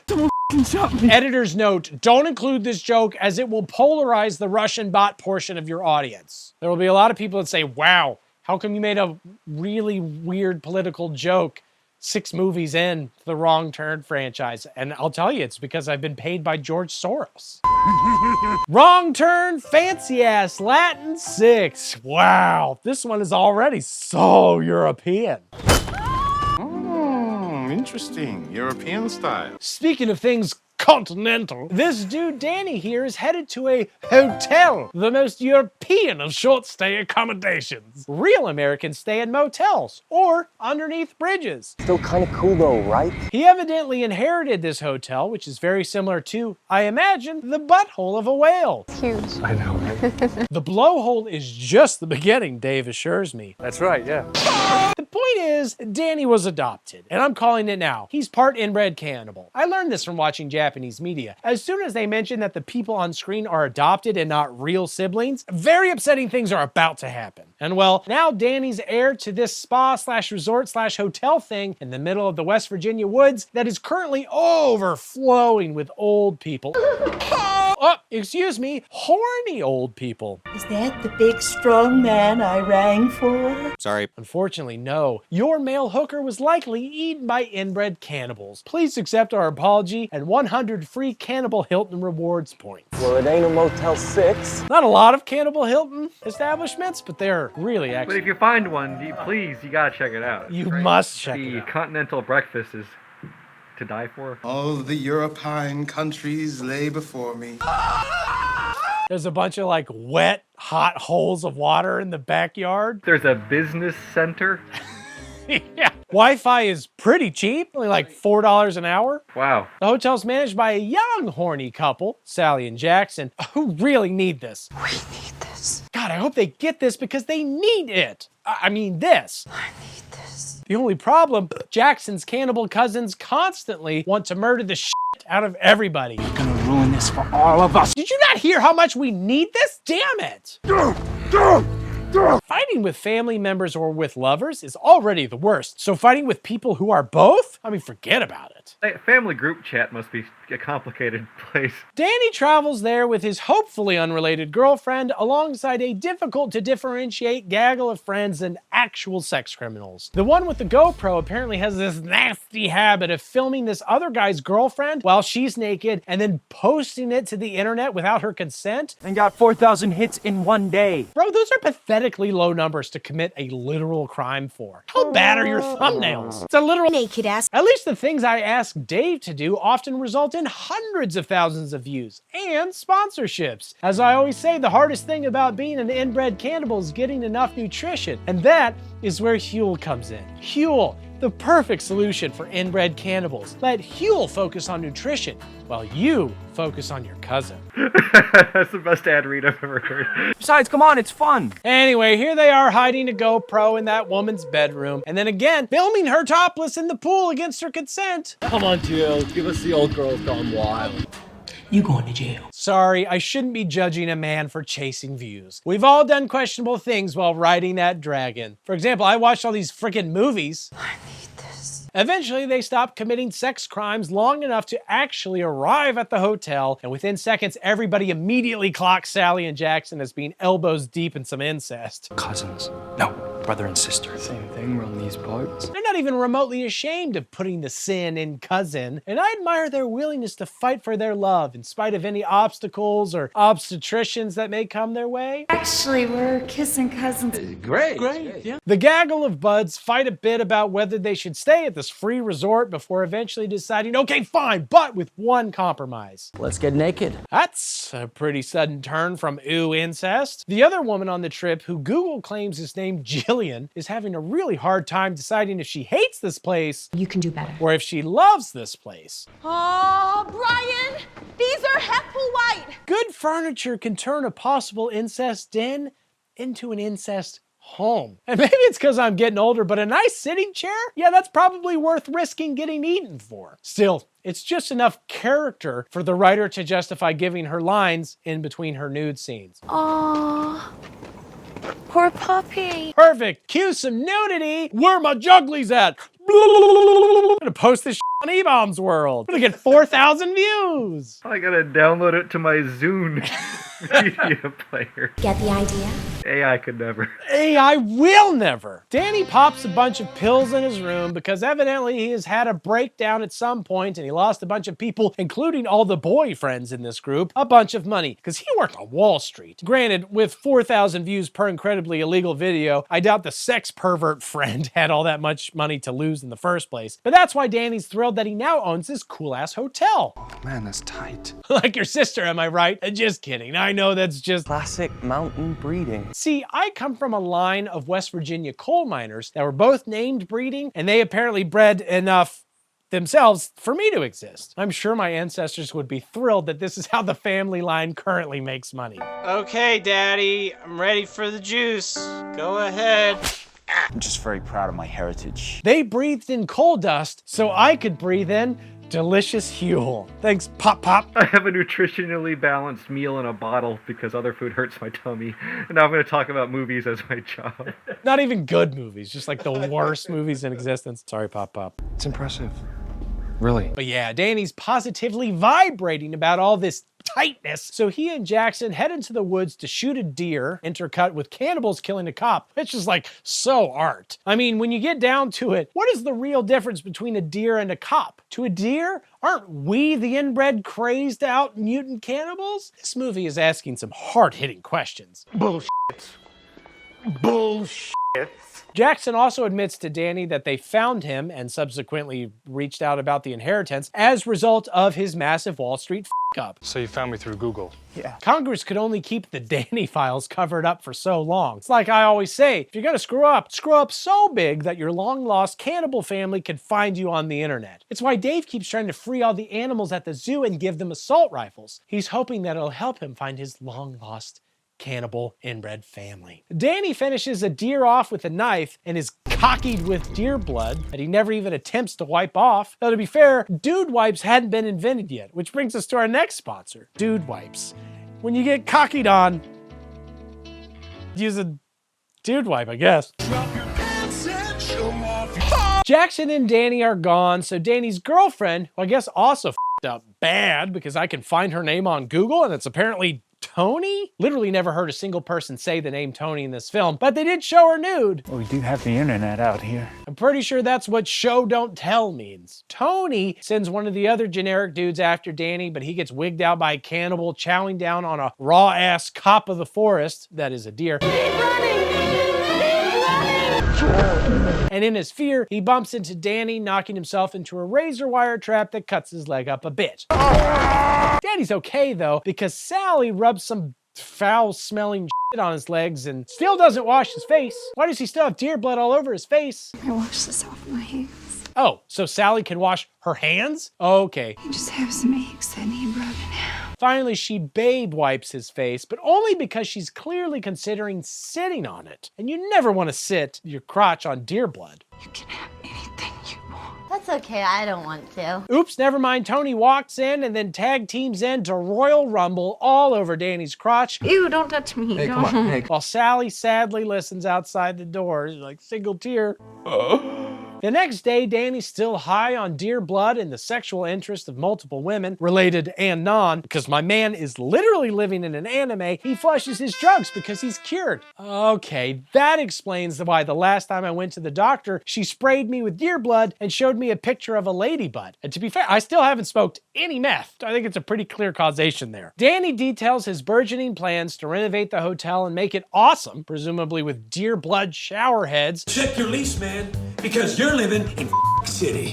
Because after all, it just requires simple business sense. Which, I mean, you don't have any of that, right? Didn't you just lose a bunch of money for a bunch of people, including half the dudes here and also yourself? Business acumen isn't something you gain via deer blood, and I'm not just doing it for the penis. Is it too late to fish those drugs back out of the pooper? But also, if Danny was really a Wall Street guy, he wouldn't be thinking about turning the hotel into an actual functional business. He'd be stripping it for parts, firing everyone, borrowing heavily, using the place as collateral, and finally, lighting a match for that sweet insurance money. The secret ingredient is crime. Oh, we get that, we really do. But it's fine, because Jillian's got a plan to make some money back from Danny, regardless of how his new plans unfold. She's gonna steal some shit. Oh, I bet they have some extra good shit down here in this secret passage. They keep priceless antiques out in the open. Can you imagine what they decided to hide? Yeah, I bet the basement dolls are 10 times freakier and therefore more valuable. If movies have taught me anything, the freakier the doll, the more a family will hold on to it for generations and probably cram a dead girl's soul into it, which fetches a pretty price on eBay. I mean, all the bidders are Dave, but still, a mint condition child soul could fuel his golf cart for like 14 or 15 miles. It's not nothing. Pretty sweet. I really think you should just buy a normal golf cart. But instead, they find some sort of wet, sexy spa with included sex chair. Jeez, this is one kinky spa. All right, enough talking, Jillian. Are they? Yep, they're screwing. Sally watches this sex scene as well, but she is much more into it. Gross. They're not even related to you. She reacts basically the exact same way Dave does when he catches me eating a salad with a little too much salad dressing. But then cannibals come in and clobber the dude and tear Jillian's ass literally apart in a bad way, which is not helping them get this, the thing that they so desperately need. You were supposed to wait! But whatever, like the cashier at Arby's always says to me when I come pick up my food, since we're here, might as well smother a dude to death with your crotch. Welcome to Arby's. I think that's their version of a Happy Meal toy. For $2 extra. Honestly, I'd be losing money by not doing it. And yet, ironically, Danny is not happy. And he gets in a huge fight with Tony, you. And he wanders off into the woods with Sally and Jackson, who want to show him something. They're all kin, one way or another. I guess Sally and Jackson manage the hotel because they're the only two in this family who still look mostly human, which is literally almost exactly the same joke I made about a sheriff in an earlier Wrong Turn movie. But like here, it's the actual plot. And I hate the fact that I and someone connected to this movie shared a thought. I would rather share gym shorts with Dave. Like at the same time or back and forth? Front to front or? The point is I don't want to do it. We're not discussing the way that we're going to do it. I thought we were making a deal. Our family's tamed this. But the nasty side of the family lives out here in the woods, just eating people and banging each other. But actually, wait, we've got a problem, Danny. We've sort of reached the end of our rope, biologically speaking. It's the price of purity. And all the babies our sisters keep having keep dying. And we think it's because our bloodline isn't pure enough. But you know who's got pure blood and hasn't offered his seed to any of our sister cousins or cousin mothers or whatever yet? Oh, Danny boy. Oh. You're a hooker, Danny. Called it. We're doing a Japanese thing. It's important to point out that they sort of drug Danny during this speech, but it's a lot later than you'd expect. He sees and accepts plenty of freaky shit before his upcoming actions can be explained away with drugs. And considering he was regularly doing drugs until like 5 hours ago, I'm not really sure how much they affected him. They're like, hey, we're all cannibals and we live in the woods and we have sex with each other and we're all inbred and take this drug. He's like, yeah, whatever. I mean, I don't care. But oh, also another friend followed Danny because Danny really is the linchpin of this friend group. When he's not around, everyone's just standing around like, where's Danny? I miss Danny. But this friend is gutted and killed in front of Danny, who's again drugged. So he's not upset about it. And also, hey, one last guy he owes money to. Maybe these should have been the drugs he was on, not whatever useless crap he flushed down the hotel pooper. These things look like they work way better than Xanax. Why are you all killing and eating people anyway, and you could be making the next generation of anxiety meds? These things work great. So great, in fact, that Danny has sex with Sally while apparently believing she's actually Tori. My brother-in-law is a chemist, so you can believe me when I say that's actually the main thing they test for when creating new drugs. If rats have sex with their rat sisters while believing that they're actually having sex with Tori, it's ready for West Virginia trials and then eventually human trials. Flesh is life. Oh yes, also, if the rats drink their rat friend's blood, then it's a success. And that's how we got penicillin. Sign up for my Patreon so I can finally publish my book on the history of medicine. The next day, Danny stumbles in and is like, whoa, that was a rager, guys. Oh my God. Guys, I've never seen him this up. And everybody's mad at him, but they allow him to pass out and sleep so that they can spy on Jackson cooking a human meat forward continental breakfast for everybody. And honestly, that's a pretty great deal because usually waffles are the only hot item that hotels offer. But they freak out and they're attacked by cannibals, and the chubby one gets a fire hose shoved up his butt until he explodes. And then another one steps in a bear trap. It's West Virginia stuff. Tori, however, grabs a rifle, and in general, she seems very intolerant. Don't you judge me. But Sally's like, hey, good news, I'm pretty sure I'm pregnant. I'm so glad you guys showed up while I was ovulating. It's actually a little tricky to get that timing right, but your boyfriend, my cousin, or maybe my brother, he nailed it, if you catch my drift. On my vagina. Didn't you have sex like 4 hours ago? How do you know if you're pregnant? Tori's, wait, is her name Tori or Tony? Oh, Jesus Christ. Guys, look, I work hard on these videos. I do not work hard on the names. Tori's weirdly not very happy for Sally. What? He did it again. But if she's upset, that's at least a little on her for not specifying that this kind of thing was a deal breaker on her Tinder profile. If you don't say that you don't want to date a guy who has sex with his sister, you gotta specify that. Then it's implicitly fine for him to have sex with his sister. Danny wakes up and wanders down, but isn't very helpful to Tori. What the hell are you doing? But then he is helpful. Don't look back. But then she kills Jackson and Danny's like, okay, well, that was unkind. And let me just say, honestly, this is a lot to process for a guy who's just woken up and found out that he's gonna be a father. Like, let him have his coffee first. Also, this actor is way too dweeby for this role. I'm sure he's a nice guy, but there's nothing even remotely menacing about him. Not even in like an against type way. I am 100% sure that if he fired that rifle right now, he would fully evacuate his bowels into his pants. Stop, Danny, this is But he doesn't need to because cannibals sneak up behind Tori and they kill her themselves. And if they poop their pants, they're just gonna be adding to the pile. Cut to some point in the future where the hotel's been renamed Hilliker Springs and it hosts Weight Droppers Weekends because fat people would be fun to eat and easy to catch. And also, I guess it's implied that nobody would care if they were all eaten and disappeared forever because they're fat. But it's not true, fat people. If you were eaten by inbred cannibals in West Virginia, I would care. And Dave would care insofar as he would wish that he had eaten you. Which is not the same kind of caring, but it is still a kind of caring. Oh hey, Sally's apparently not dead, though she is down a leg, and you know what that means. Danny gets to bang her in the spa sex chair while the nastiest cannibals watch while wearing robes for some reason. They make it seem like a religious thing, but they never mention anything about it. Like, what religion are they exactly? Why the robes? Do they come with the hotel rooms? Why do they have to watch them? Like, doesn't this resort have HBO? Could they not find a more comfortable place to do this? Maybe this was their Wrong Turn VI last resort. Get it? Because the hotel is actually kind of a resort, but like the last one you'll ever go to because they'll kill you and because you're fat and only this one random YouTuber will care about your big fat death. Anyway, reboot time, but like for real this time. Wow. Wait, do you think I'm related to you? And this whole time you've been recruiting me? And you want to use my pure seed to repopulate your community? Okay, maybe I'll think about that while I watch this last movie. My dad taught me how to put in a tampon.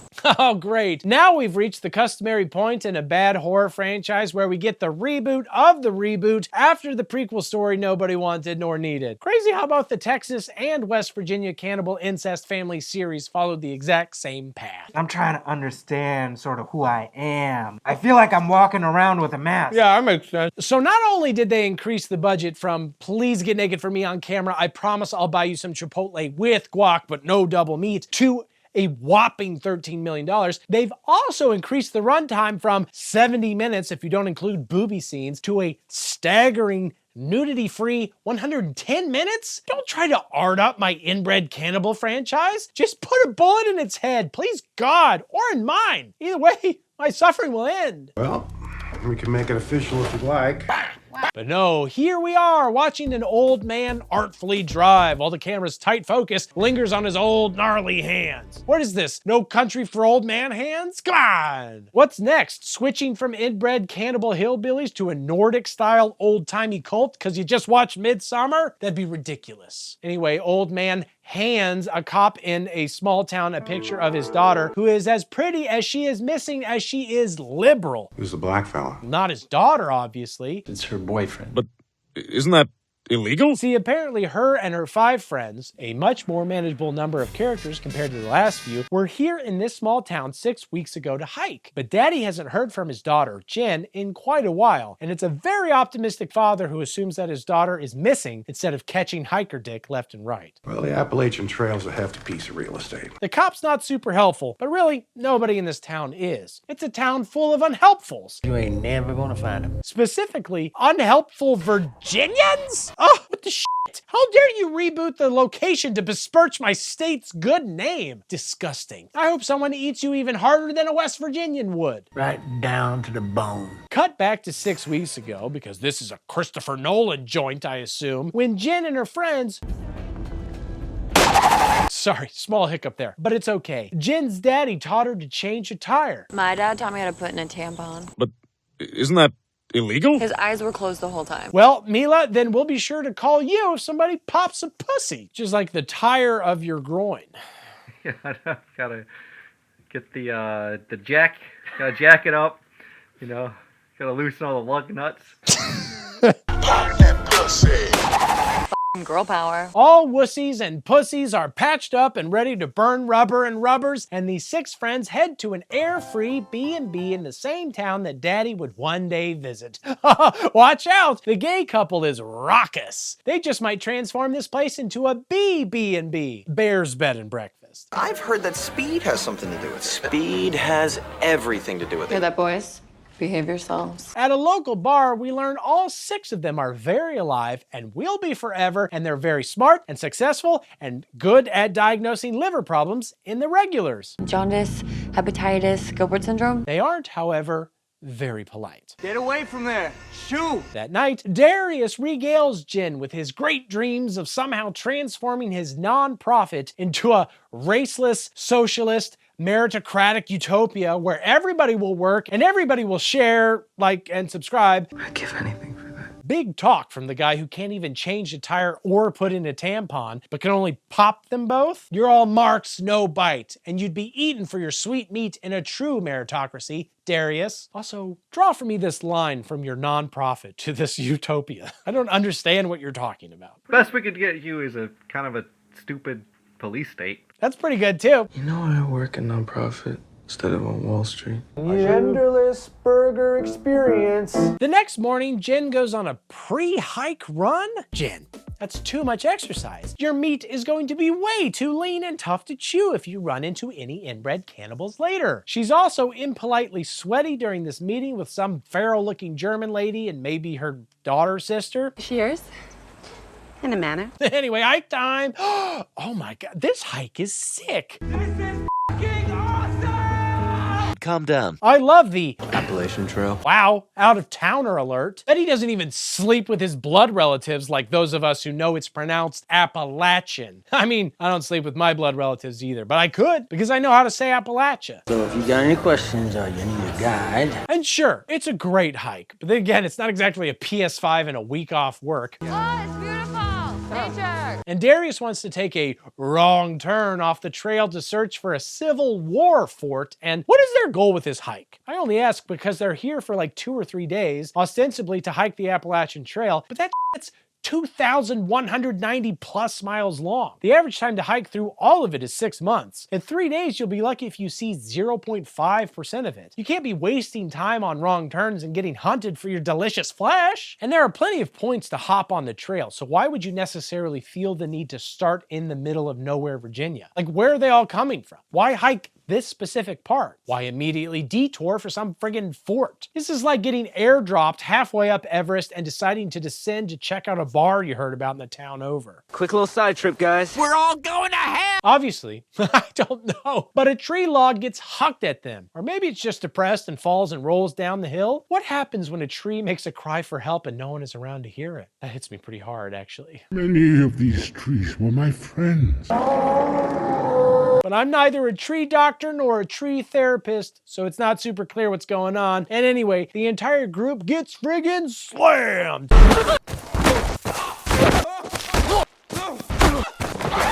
Though none as hard as Gary.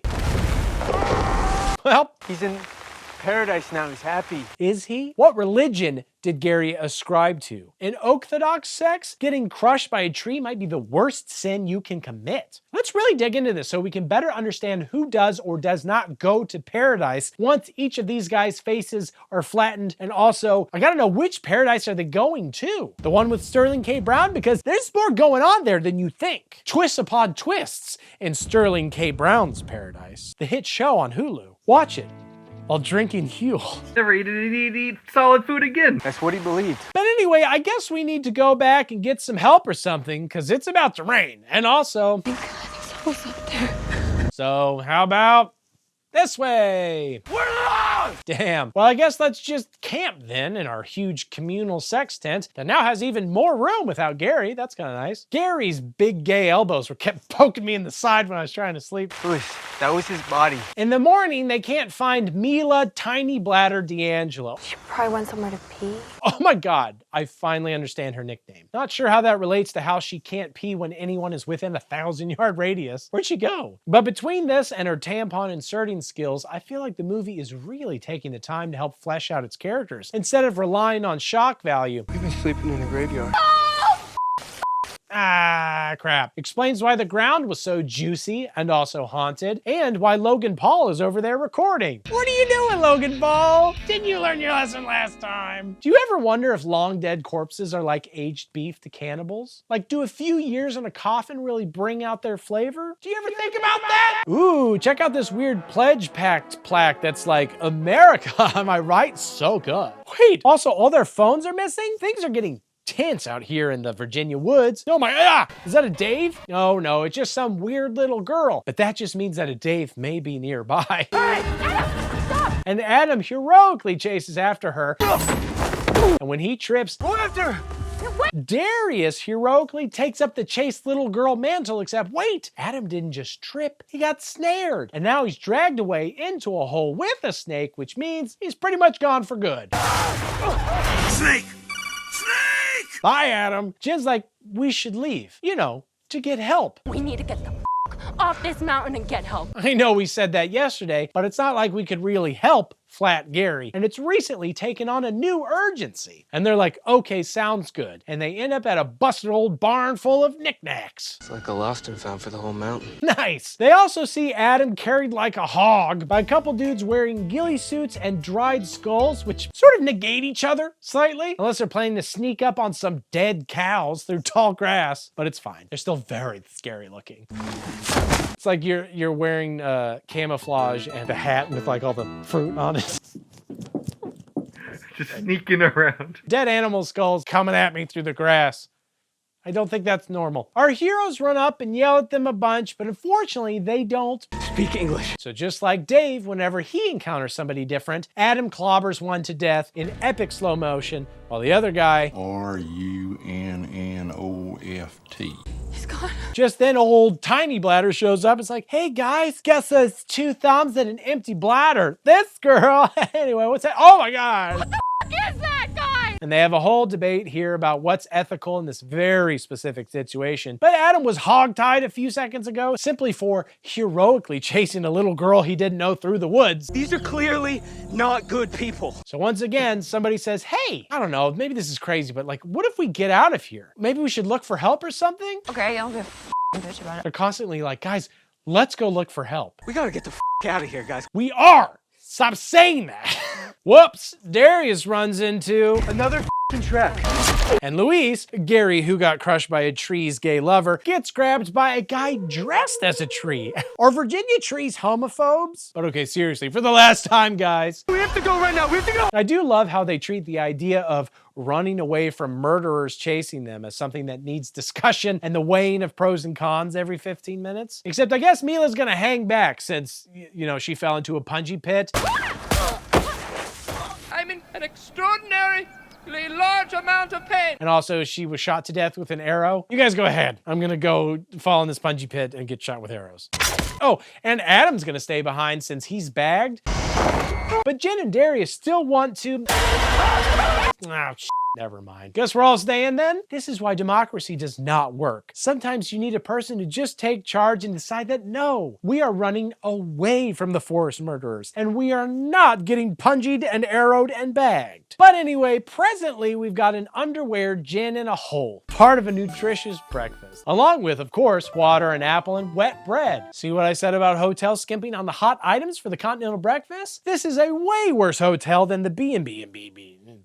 Stop your screaming. Eventually, she's pulled from the hole and the 3 other still alive dudes are there and they're all forced to walk to a weirdly out of time village. No, not that one. No, not that one either. But one that is apparently totally fine with old man butts. Let's get back to a time when we could have, you know, big old man butts just like out. Yeah, I remember those days. Dave has already requested time off to visit this place. They're brought into a weird underground cave church thing. And man, how come the secret societies we run into in the woods and movies aren't ever more advanced and less religious than regular society? At this point, the more interesting twist would be a horror movie where poachers accidentally stumble into Wakanda and are judged for being too primitive. They're always like anachronistically back in time. Wakanda and Disney's Atlantis, where it's like this hidden thing and it's like, oh, this is sick, dude. Oh yeah, I forgot about Atlantis. I think that would be a lot more fun for horror. I'm done with this bullshit. Whatever, the surprisingly well-groomed and German leader explains the situation here. This is court. You're on trial. Wait, on trial for what? Murder. What murder? You guys are still upset about Adam bashing that dude's head into creepy paste? That was like a while ago. And your guy he looked very weird. Had we caused you any harm? Technically, yes. I mean, you put an assload of traps out there and you dragged Adam through a hole full of snakes, and how exactly did he pass out? Like from fear? They claim they were just bringing him somewhere to help, but A, why carry him like hungry Ewoks? And B, again, how did he lose consciousness? Was he not harmed in any way whatsoever? I think these guys in Jigsaw share a lawyer. Granted, Adam definitely shouldn't have heroically stranger danger chased a little girl he didn't know through the woods, and he probably shouldn't have just full-on murdered a guy, but also, did you see the way that guy was dressed? He was kind of asking for it. The law is the law. I suppose that's true, but you're still technically a part of the United States, even if you're hiding in the Virginia woods. But whatever, I get it. There's no arguing the case with you guys. This movie might as well be happening in Australia because this is a damn kangaroo court. The sentence is death. Adam heroically grabs a child hostage, which isn't the best way to prove your innocence in Dave's experience. Shut up. But then he's stabbed and smashed to death. So, all in all, pretty exciting day at court. Usually it's just divorce proceedings and small claims, Judge Judy stuff. Rarely does anybody grab a child hostage and then get beaten to death with a stick. Well, outside of Texas anyway. Everybody else in the group is sentenced to the darkness. Where in Virginia is this? Stanton. Oh, those savages in Stanton. Backstory, apparently this society was created by a dozen families hoping to avoid the American Civil War. And hey, they're very utopic and socialist and ethnically diverse. Whose world is more barbaric? You don't have PS5s or Cool Ranch Doritos, so I'd still say this one's a little worse, but you're right. Regular America is doing its damnedest to catch up with you guys. Quick question, why do they sometimes go to town if they're so self-sufficient and pure and trying to remain hidden? Is the siren call of Taco Bell and Cinnabon too strong? The woman was there and that dude was hanging out by the car even though He says vile words about us. Pussy. Oh, jeez. Run back to your woods safe space, you snowflake. Here is our utopic society. Don't be mean! I'm doing more of a Russian than a German. Why is it that you are saying mean words to me? No! No! That one threw a bottle at me. Whatever. It's time to go into the darkness.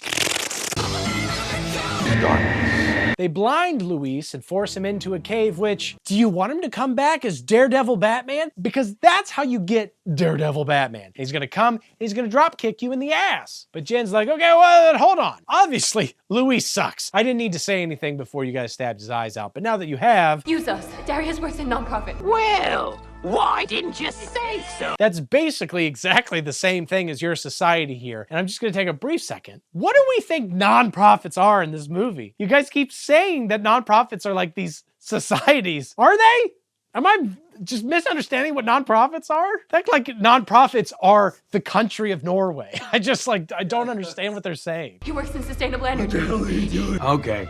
That makes more sense. I don't know. It doesn't matter. The point is he'd be super useful to you because of his experience with nonprofits. Do they even know what a nonprofit is? These guys are living in the woods. How do you explain a nonprofit? They're like, it's a business. Specific tax code because it's supposed to be like an altruistic mission. Ooh, we need some of that. We are paying way too much in woods taxes to the deer cops. There's a lot of deer IRS agents out here and they are just railing us on our property taxes. Anyway, the point is, do you need someone to come up with a hashtag for tree-suited hill folk awareness? Because Darius is your guy. You don't want to kill him. You need what he's got. Your Instagram page is borderline non-existent. And Jen herself, she's like, well, I'm useful because pretty hot. Who among your men needs a wife? I do. Okay, so we clearly got rid of the cannibalism, but now we're fully closing the door on the incest part 2? Like, what even is this movie? I'm also kind of surprised she didn't suggest that she'd be useful to Darius as his wife. Whatever, she's thinking quick. She forgot they were dating, I guess. She's like, I'll have sex with anyone here. Oh, shit. Sorry, Darius. Should have said you. Spread your legs. Turns out the big boss is actually in the market for a hot wife and has a shocking lack of non-profit experience in his society, so... Are you prepared to become a loyal citizen? Well, there you go. Darius is handed a knife and some alcohol, the same things you get when you become an Eagle Scout. And he instantly becomes one of the boys, while Jin is taken to a non-incestual sex shed. Probably not to become one of the boys, though. After all... You came looking for something.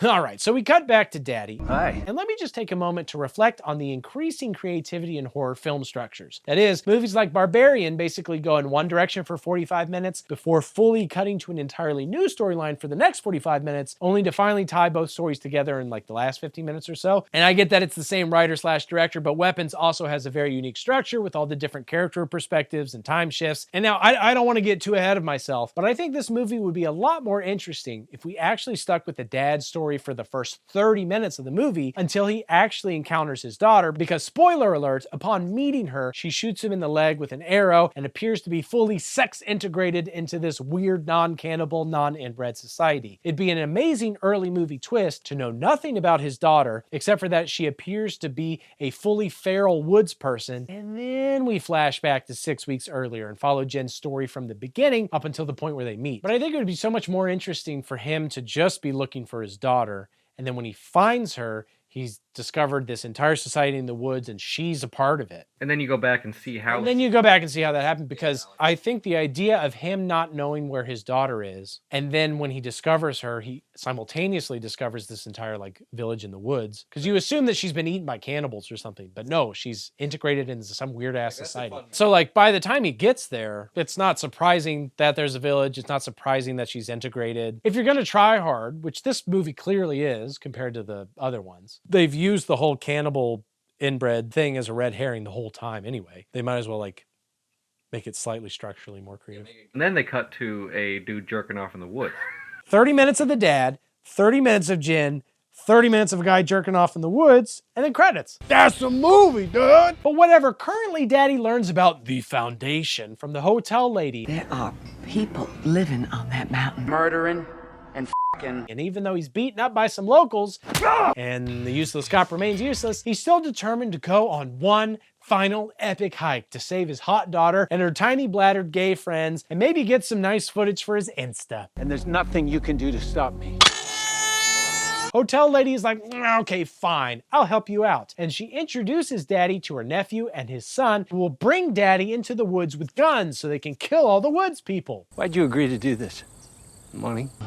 That makes sense. Oh, right. I forgot I just paid you $5,000 to do this. Not everyone just does it for the love of the woods murder game. So silly of me. That said, I feel like $5,000 is kind of low to get into a war with an entire society. You used to be able to buy a house and put 3 kids through college with a single war with a hidden hill folk cult. Now you're lucky if it covers a couple of months of rent. Although, considering nephew and son only managed to avoid one single trap before getting double killed, maybe $5,000 was actually way too much money? Cooper, I think I'd like my money back. Well, guess Daddy's gonna have to do the thing he would have done anyway. He basically spent $5,000 to avoid exactly 2 traps. One step at a time. Okay, first step. Well, shoot. Daddy comes to and sees, there he is, with a shockingly full beard, considering it's been just 6 weeks. This is about 6 weeks worth of beard, for comparison. Darius has been pounding some tea or something. And by tea, I mean testosterone, not Earl Grey. That would be crazy. And then, yeah, he's arrowed by Jin. And just saying, this should actually be the 20, 30-minute mark of this movie. Way more interesting that way. This woman is not your daughter. Anyway, Daddy's sentenced to the darkness, but everybody's a little sleepy, so let's just do it in the dayness of morning. Wait, you don't have time to send him into the cave? Isn't it way more effort to throw him in a hole or whatever? They're like, I don't have time to throw you into a cave. I'm going to throw you into this hole. Then I'll get you out of the hole and I'll throw you in the cave tomorrow when I'm less sleepy. They're the same thing. Well, what's a sideways hole? It's kind of... This is a hole like that. That's a hole like that. Jen thankfully frees Daddy before all that. You shot me with an arrow. Oh my God, get over it, Daddy. Have you ever heard of acting or the theater? Ring any bells? Darius doesn't want to come with them because These people see me. well, some of them. This is as close to a pure nonprofit society as it gets. Probably, but things don't go great and they're forced to shoot a dude and the gate's locked, but the little girl decides to help them escape now that she doesn't have Adam chasing her through the woods like Wile E. Coyote, and they go through the darkness. There's a bunch of blind ghouls wandering around in there, which, are they feeding them? Do they eat each other? Hey, well there'd be some cannibalism. I was worried we'd never see it. Plus, I bet these people can't tell who among them is their relative, so we could probably assume they're doing some incest in there. Excellent. Wrong Turn is back in business. Oh, jeez. By the way, I'm a massive fan of Daddy's sad little asides all the time in this film. Sounds like he does know something about the theater. Jesus. What? Oh, hey, look, it's Luis. Yeah, good call. Now he's in paradise with Gary, being, I bet, just so raucous. Jen! Whoops, Jen's attack rolled away from Daddy into a trench, and she runs into a guy who weirdly speaks exclusively in Welsh slogans. I can smell your juices. But she kills him, like the world's most badass Welsh's commercial. Welch's Concord grapes give a taste you can feel in your cheeks. And then she reunites with Daddy, and he carries her for a bit. But whoops, they're attacked again, but it's fine because in the 6 weeks Darius spent growing his beard, Jenness Everdeen became a god-tier marksman with a bow. That's why women are always such good archers in fantasy stories. They don't have to waste time growing facial hair. Now, their pubic hair. And oh hey, it's the guys from town. We're here to help. They weren't mean, they were actually trying to be helpful in a mean and unhelpful way. Like how I always hurl slurs at strangers and punch them in the dick so that they don't get too close to Dave. Some people have hearts of gold, other people have assholes of gold. My butthole! Oh God, they're under attack and Daddy's hucking axes and they're throwing moonshine cocktails and it works largely. Although they're now drinking and driving, so this will probably be a short-lived victory. It's my great Uncle Willie's special recipe. Cut to the future, where Jen works for her daddy's construction company using her literal masters in art to draw up construction plans before, I don't know, maybe she uses her literal masters in dance to persuade the city zoning committee to look the other way. Curious how she uses that in her daily work. Interesting that when listing skills to barter with the hill folk to save their lives, she went with I'm fertile over, I don't know, I can help design homes and shit, and I can dance. You can't kill me. What are you, crazy? I have 2 masters. Murdering and f***ing. Anyway, movie night. Boys pick something with inbred cannibals. Speaking of, the friggin' Foundation Führer is here with the little girl named Ruthie for some reason. And how did he get a car and learn to drive and use a computer to Google search and have enough money to buy gas to get to wherever this is? I know they're not idiots, but I thought they intentionally weren't connected to the world. And I imagine this was an extremely complicated endeavor. They don't even know any of their names, really. A hot girl named Jen doesn't really narrow down your search results. Did Darius non-profitly share her address? Small world, right? But Jen's pregnant and puking, and this is a pretty gross Kohler ad, if I'm being honest. And that's before Jen kills the Führer while he kills her family. But just like most commercials, none of that was real. Kohler just makes toilets for all bladder sizes that are perfect if you've been impregnated in the woods by evil Germans and then forced to murder them as they murdered your whole family. Get 20% off a murder toilet today when you use code TOILETBREEDING at checkout. In real life, Jen agrees to go with the Führer, and it turns out there's a bunch more Germans outside in an RV, which, I mean, they stole that, right? Because of the lack of profit in their society. But actually, none of it matters, because Jen turns it into a recreation vehicle by snuffing out literally all of them, and then she walks back home with Ruthie so they won't have to miss movie night. Even though, I mean, they're gonna watch a Wrong Turn movie, I feel reasonably confident that I'd rather make love to burly, primitive German men in the woods than watch another Wrong Turn movie. But thankfully I don't have to, because it's over. And all things considered, we're ending the series on a relative high note. But in what way is this a Wrong Turn movie? I mean, yes, I get that they made a detour many would describe as incorrect, but without the cannibals and with a much larger genetic pool, there's virtually nothing tying this to the original concept. I get that they're playing with the concept, but they could have just as easily called this movie Foundation or something. The hillbilly red herrings would still work. Is the Wrong Turn franchise name really that valuable? If so, should Dave and I brainstorm 50 different Wrong Turns turn concepts right now in case Hollywood is watching this video. Obviously, the first answer is wrong turn into the Arby's drive-thru, which takes care of the cannibalism, but there's gotta be other options. We can right turn this around. Especially if you miss the good old days of the Confederacy. Wait, are you saying that you're not actually an inbred cannibal, but you're a regularly bred German pacifist? No, I'm an inbred cannibal. Oh. Okay, well.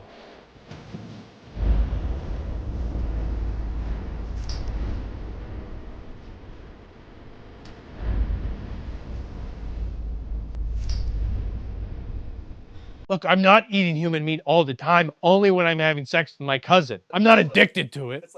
What, 3 times a week? It's not that much. Yeah, I know a lot of people in my family that have sex with my cousin way more than I do, and eat way more human meat.